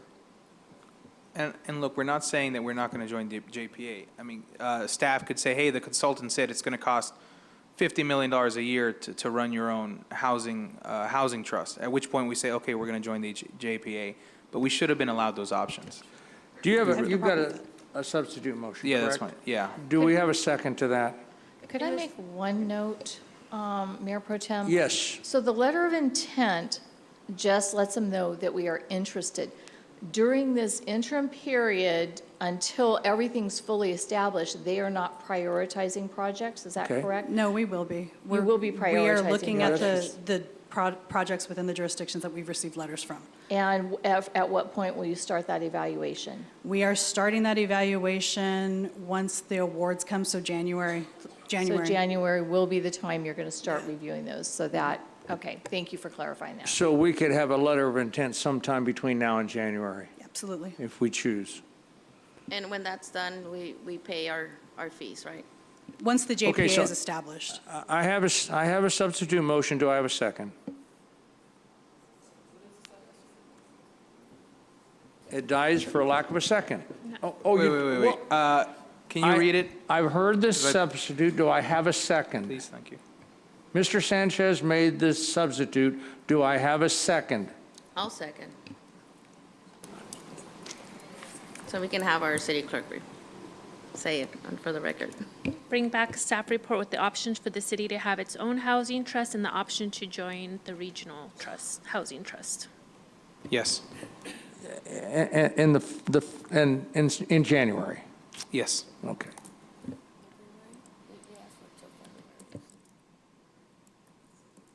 So if we wait all the way till January without a letter of intent, and I'm sorry, ladies and gentlemen, to beat this horse, do we, as a city, miss out on the projects? No, because we won't get award until November, and even then, after the award, we have to have the agreement in place. You have Okay. time. All right. Staff is saying there's no way they're going to be able to turn this around by January. Unless we When can you turn it around? February. February. So now you guys are going to have to start explaining more to this council. First of all, you don't give us all the options. Second of all, what would take so long? And we got to find out how much staff we need there, what the budget needs to look like. What is keeping it from getting done in January or even December? Can we make it February? If this is a priority of the council or the city manager, we will reprioritize our projects and bring forward what we can get done. But in reprioritizing, what's So- not going to get done? We will need to, if we hire a consultant, we'll need to do an RFP. We don't have the resources in-house to do a full valuation, so we have to get through a quick RFP process to see what consultants out there that can do this analysis for us. So that would be one step. To do something in-house, we would have to pull staff from other projects to do some analysis. So why would we need to go to an RFP? You're required an RFP with public works projects. You can hire a consultant without an RFP. Not Yes, according you to our can. purchasing guidelines. We do need to actually go out for proposals. That's not If we have a firm that can do it as a single source and we can justify as a single source, we can go through that process. Exactly. But it's very extensive in this city, and there's a lot of justification to do a single source here. And you don't think this is justified? If it's a priority of the city manager. Yes, a housing trust for the city of San Bernardino should be a priority. Okay. I'm sorry, but you have cornered this council now. We told you to come back months ago Oh, we can't sole source? with these options, and now you come back to us in the 11th hour telling us you have to go with this or there will be consequences. Well, we need to check and determine. I hear you saying that, Councilman. I'm not sure that's accurate, but we can check and find out when you say that's what we were told. Okay. Have we agreed on a date with your substitute motion? I mean, we need to leave that open. And staff, can we, as soon as possible? Why don't we work with come the back city next manager. meeting with when you can do this? Come back to us next meeting knowing what we want, and come back and say, this is what it's going to take to do it. And it's going to take us 6 years, 6 months, whatever, and then we can decide from there. Is that okay with you? Yes, that's fine. All right, so that's the substitute motion, and we have a second on that. Yes, that's given staff. Call till for the February. question, yes, please. Councilmember Sanchez, Yes. Councilmember Ibarra, Yes. Councilmember Figueroa, Yes. Councilmember Reynoso, No, we're not sidetracking projects. Councilmember Calvin, No. Councilmember Alexander. I'm sorry. Could you please read that substitute motion again? Bringing back a staff report with the options for the city to have its own housing trust and the option to join a regional trust, and to bring it back as soon as possible. As soon as possible? So are we reprioritizing staff to make this their number one priority? Is that what we're doing? And what's going to go down? What's going down the list? I think the motion is that they're going to come back in 2 weeks to tell us that they can do it and how long and all the cost and resources involved. And we can decide at that time to say, no, we're not going to delay it for 6 months. We're going to send a letter of intent and move on. Oh, if that's what we're doing, then aye. Mayor Pro Tem? Okay, the motion passes with 5 affirmative votes. Thank you. Let's move on to item number, I think we're on item 19. And that is, I move to approve. Second. I have a motion and a second to approve item 19. Is it 19? Oh, I'm sorry, it is 18. You're right, thank you. It's 18. And this is introduction of an ordinance number MC 1622, floodplain ordinance for, it covers all wards. Recommendation is it is recommended that the mayor and city council of the city of San Bernardino, California introduce, read by title, and waive further reading of ordinance number MC 1622, adopting a new chapter 8.79 of the city of San Bernardino Municipal Code, adopting flood hazard maps, designating a floodplain administrator, and repealing chapter 19.616 of the city of San Bernardino Municipal Code. I have a motion and a second to approve this. Does that still stand? Yes. Yes. Thank you. Call for the, any comments? Please call for the vote. Good job. Again. Always. It'll cheer us up. Councilmember Sanchez, Yes. Councilmember Ibarra, Yes. Councilmember Figueroa, Yes. Councilmember Reynoso, Yes. Councilmember Calvin, Yes. Councilmember Alexander, Aye. Mayor Pro Tem. Aye, thank you. Motion passes unanimously. And we're moving on to now we're at 19, and that is a discussion item number 19, amendment number 1 to the Memorandum of Understanding for Temporary License between the City of San Bernardino and the San Bernardino City Unified School District and Southern California Gas Company, and approve a task order for design services for the Cross Street Bridge emergency replacement. Move to approve.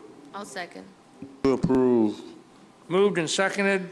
Call for the vote. Councilmember Sanchez, Yes. Councilmember Ibarra, Yes. Councilmember Figueroa, Yes. Councilmember Reynoso, Yes. Councilmember Calvin, Yes. Councilmember Alexander, Aye. Mayor Pro Tem.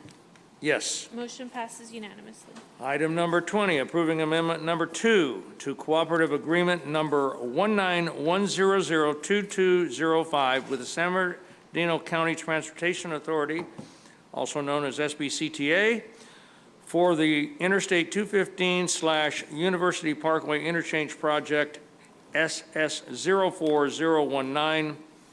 This affects wards 5 and 6. Do you need me to read the recommendation? Move to approve. Move to approve. Second.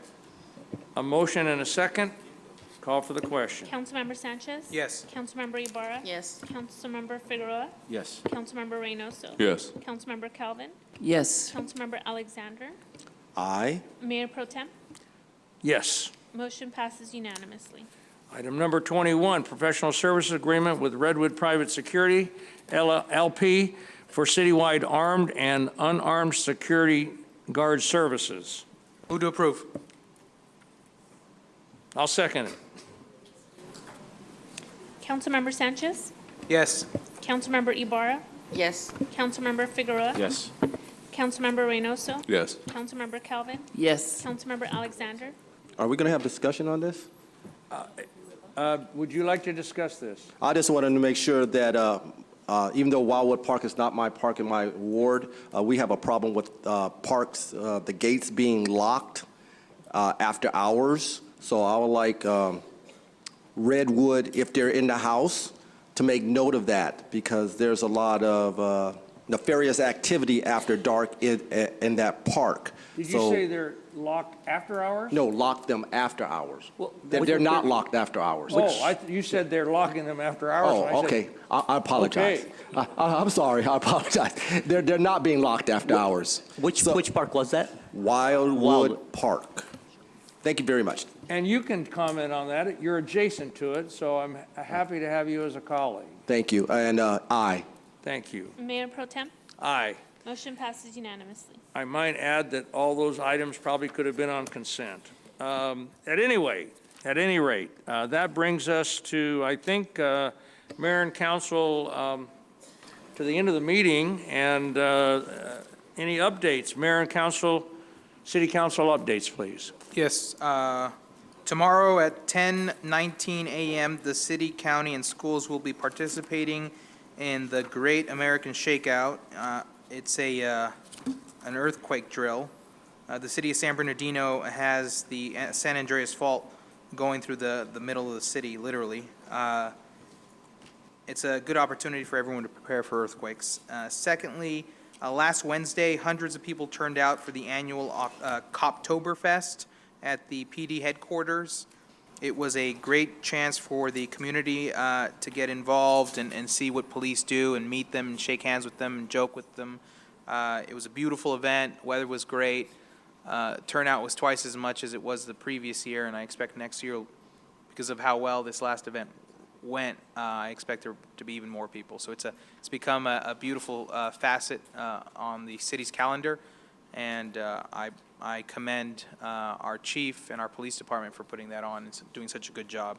Lastly, and this is another thing, another facet of the San Bernardino calendar that will help our city shine, is that we are now doing certified farmers market, and that is every Tuesday from 8 a.m. to 1 in the afternoon. There'll be 20-plus vendors selling fresh produce and food, and that will be at Court Street Square. So come out next Tuesday, come out every Tuesday, and get some healthy options to eat. Thanks. Thank you, Mayor Pro Tem. Federico. So for me, I just want to announce that tomorrow the Emprendedores program will be having their kickoff event at 10 a.m. sharp. And there's going to be a ceremony right before it from 9:30 to 9:55. So that's where I'll be welcoming the new class that's going to graduate in December for the Emprendedores program. Thank you. Thank you, and Mr. Figueroa says he has none. I'm going to pass as well. Mr. Reynoso. Yeah, I'll be brief. These definitely need to be in the front, so we're not talking as the last thing. No one wants to hear us talk. The farmer's market that's happening every Tuesday, incredible, Liddy. It was really cool to see the city staff out there, too. I had a little window in my workday yesterday to go visit that. I appreciate talking to all the vendors that came out, and they came from far and wide. So thank you to them. I encourage people to go down every Tuesday, 8 a.m. to 1 p.m. Hopefully the long-term goal is the weekends, obviously, but we're grateful for what we have. Thank you, Liddy. I want to highlight some of our downtown businesses. I've been working closely with David Friedman, who kind of operates that whole downtown corridor in the Breezeway. I want to list some of these businesses, though, because I just went to an incredible event. A close friend of mine, Cam Grant, he goes by the name Cam Gnarly. He's an incredible rapper. He's dropping an album soon, North End Gnarly. It's going to be incredible. It's an album listening session, but it's hosted at Creative Grounds. But when I was there, you just see like it's an epicenter. So we had like IE Nightskate, the Little Gallery was there, representatives from Fire Morisco Wings, IE Loves Yoga. I don't know if I said Nightskate already, but Diverse Soul. There's a ton of entrepreneurs that are operating right in downtown. It's no secret that it's a serious risk to try to operate in a city like San Bernardino, the downtown corridor. But these people are giving it life, and they're extremely grateful for the grants that we were able to give them. And I also told them to contact us about facade improvements. So hopefully they're reaching out to us because we have to give a little to gain a lot. We have the North Verdemont Elementary. This isn't an open invitation to everybody, but I want to highlight that they're putting on their annual fall festival. It's going to be at 4:30 p.m. It's going to be awesome. Still trying to get them some lights. Liddy, thanks for helping me out. We also have that same day, starting at 5 p.m., the Trick or Treat at Verdemont Community Center on the north side of Algoon Park. That'll be from 5 to 9 p.m. I want to encourage all the families, all the kids to come out. We're getting costumes for my daughter and my partner, but I'm not feeding my kid any candy. That's no secret. Try to be healthy in my household, and a 13-month-old baby does not need candy. So we're not doing that, but I appreciate everybody, who's participating in Next Door to highlight where it's safe to come, where it's going to be lit up, where to go trick-or-treat safely, but especially our city event at the Verdemont Community Center. Also wanted to highlight, obviously our public works team, you're killing it, but I've been working with ASA Charter School and our engineering staff, I think I saw a representative here earlier, to try to see about the feasibility of a stoplight, because unfortunately a student, Ruben Madden, was actually struck by a vehicle and he almost died. I was actually hit by a truck by my house when I was 13 years old here in the city of San Bernardino, and I was in a crosswalk. And so we have crosswalks, but crosswalks aren't always the answer, and especially historically if they're not striped, lit, things like that, but it's such an intense speed corridor right there that hopefully it results in a stoplight. So I'm working with them on that. I'll be speaking to the parents soon over there. I want to highlight two events that I went to, and I'll close out here, was Latinissima, Rumbo a la Cima, going to the summit. That Latinos are leading the way, definitely here in the city of San Bernardino. We have an immense Latino population, extremely rich culture here that needs to be highlighted. And so I appreciate Frank Montes came up and spoke to highlighting some of those people who are haymakers and just trailblazers in the industry, in various industries. I'm a film buff myself, so I got to meet like Pepe Serna. That was really cool. But I wanted to thank him for hosting that event. He chose to host that event here in the city of San Bernardino. And I think we're going to continue to see events like that here, and we need events like that to put us on the map so that people not only see the talents that we fostered here, but inviting people here to acknowledge those talents as well is a part of the culture. And then lastly, a very funky night with the Arrowhead United Way. The magic of Motown. It was an incredible event. I saw my fellow colleagues here, Councilman Calvin, Councilman Alexander. We were getting down. People were standing up right in their seats at Valley College, just dancing and getting loose. And it felt really good to, kind of just cherish the moments in the city of San Bernardino like that, because we do have events like that, and people need to know that they're happening. And so hopefully there'll be more coordination. I can do as much as I can as a council member to publicize that. That's a main part of my role, I feel, here. But I'm looking forward to a lot of the joint opportunities that we have moving forward. Thank you.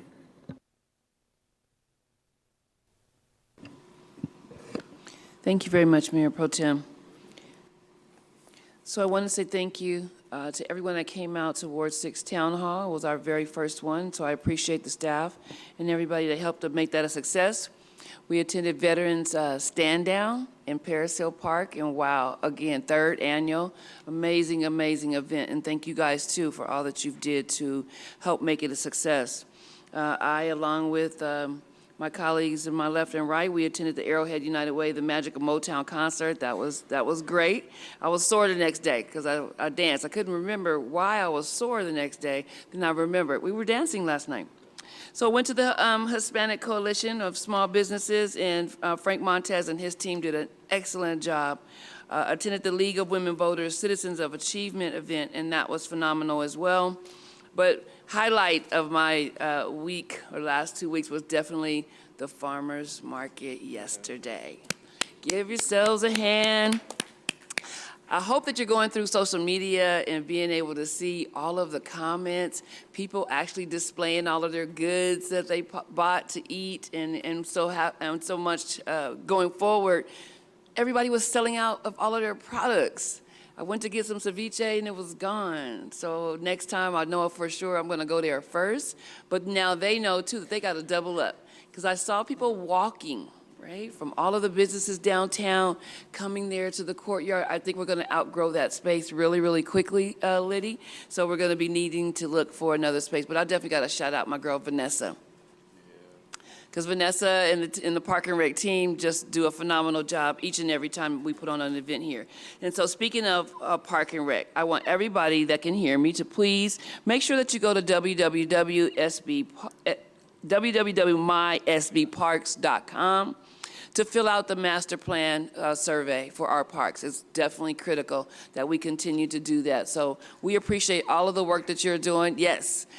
That's right, give it up for Liddy. Liddy just came back too from a conference where she learned even more how to be a better park director for us and bring something fantastic for our city. But I appreciate every last one of you staff members. You guys just will never know how much I appreciate all of the work that you guys do for us every single day. So thank you all so very much.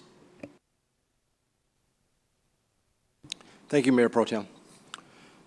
First of all, Mr. McNeely, thank you for your service to the citizens of San Bernardino.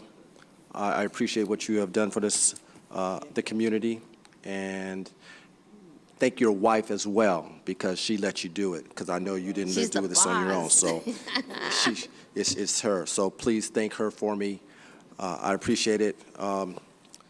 We welcome Charles Montoya to the city of San Bernardino, and like I said with my comments before, I will do everything in my power to make you a successful person, because if you're successful, San Bernardino is successful. Community Action Partnership is having its annual gala on October 22nd, 2023, and it's called the Jewels of Compassion. They do great work within the community, and if you can come out and support Community Action Partnership, please do. Also, we're having our annual 7th Ward Trunk or Treat. It'll be on Halloween. It'll be at the Country Club. It'll be 6:30 to 8:30. So if you have a vehicle, you want to dress it up, and it's a trunk or treat, you want to dress it up, please call 909-567-0222 to make reservations. We're still accepting cars in the trunk or treat, and we service about 1,000 kids. So bring a lot of candy if you want to participate. If you talk about community, this is an opportunity to participate. Thank you, Mayor Pro Tem. Thank you. And again, thank you to everybody that participated tonight, the staff, everybody here. Yes, Mr. City Manager. Please, I'd like to recognize you right now, and I personally thank you as well. So please, you're recognized for a couple of hours if you'd like. No. I just want to wish him a happy But I do have a retirement. couple of comments that I want to make. And you'll have to bear with me because this profession is a passion of mine, local government. Serving here in this city is a passion of mine because I love the city and care about this community. As this is my last meeting, I would like to take the time to, first of all, thank the council for allowing me the opportunity to serve this community, the citizens of the community, and especially, as I said, the staff here. I have been honored by your trust, and I pray that in the eyes of the community, I have added some value as an interim city manager, and that in some small way, I would hope that maybe I've helped to make a difference in making this community a better place to work and to live in.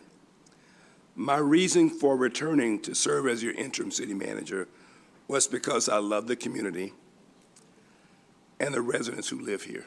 We love you. Thank you. San Bernardino is a great city with residents who love living here. I also want to say thanks to the city staff. You have been magnificent. You are truly the best of the best. And you have stepped up at time and time again to deliver top-tier services while being hampered at times by limited resources. You deserve kudos and respect for the job you do. Most of all, I thank you because you care about San Bernardino.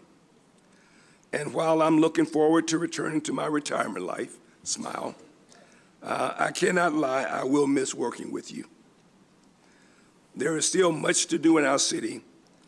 Approval of the strategic priorities was a first step, but we know this is just the first step. We have a lot more to do and many more steps to take. Finally, I want to wish the incoming city manager the very best as he embarks upon his new position with the city. In closing, let me again say I wish the council the best, and thank you, staff and community, for your support, and may God bless you in the city as you move forward. Thank you. Thank you.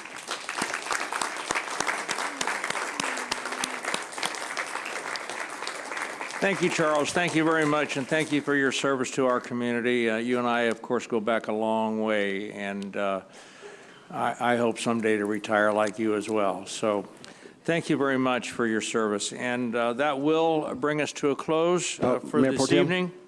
Sorry? One quick. Sure, go ahead. Thank you. The marketplace was a driving force with Commissioner Joe there, and I just want to recognize you got to give due and honor where it's due, and you were the driving force to make this happen, and you made this happen, so good job. Okay, we are adjourning. I'd like to just, Mr. City Manager. please, go ahead. It's been a pleasure having you here, and I hope you really do enjoy your retirement. We'll be around, and you did set up high standards for the incoming city manager. Thank you so much. Again, thank you to all the staff, and we will adjourn, and the mayor and city council acting as successor agency to the redevelopment agency will adjourn to a regular meeting to be held on Wednesday, November 1st, 2023 at the Feldheim Central Library located at 555 West 6th Street, San Bernardino, California, 92401. Closed session will begin at 5:30 with the regular meeting beginning at 7 p.m. Thank you all very much, and have a good rest of the day and evening and tomorrow.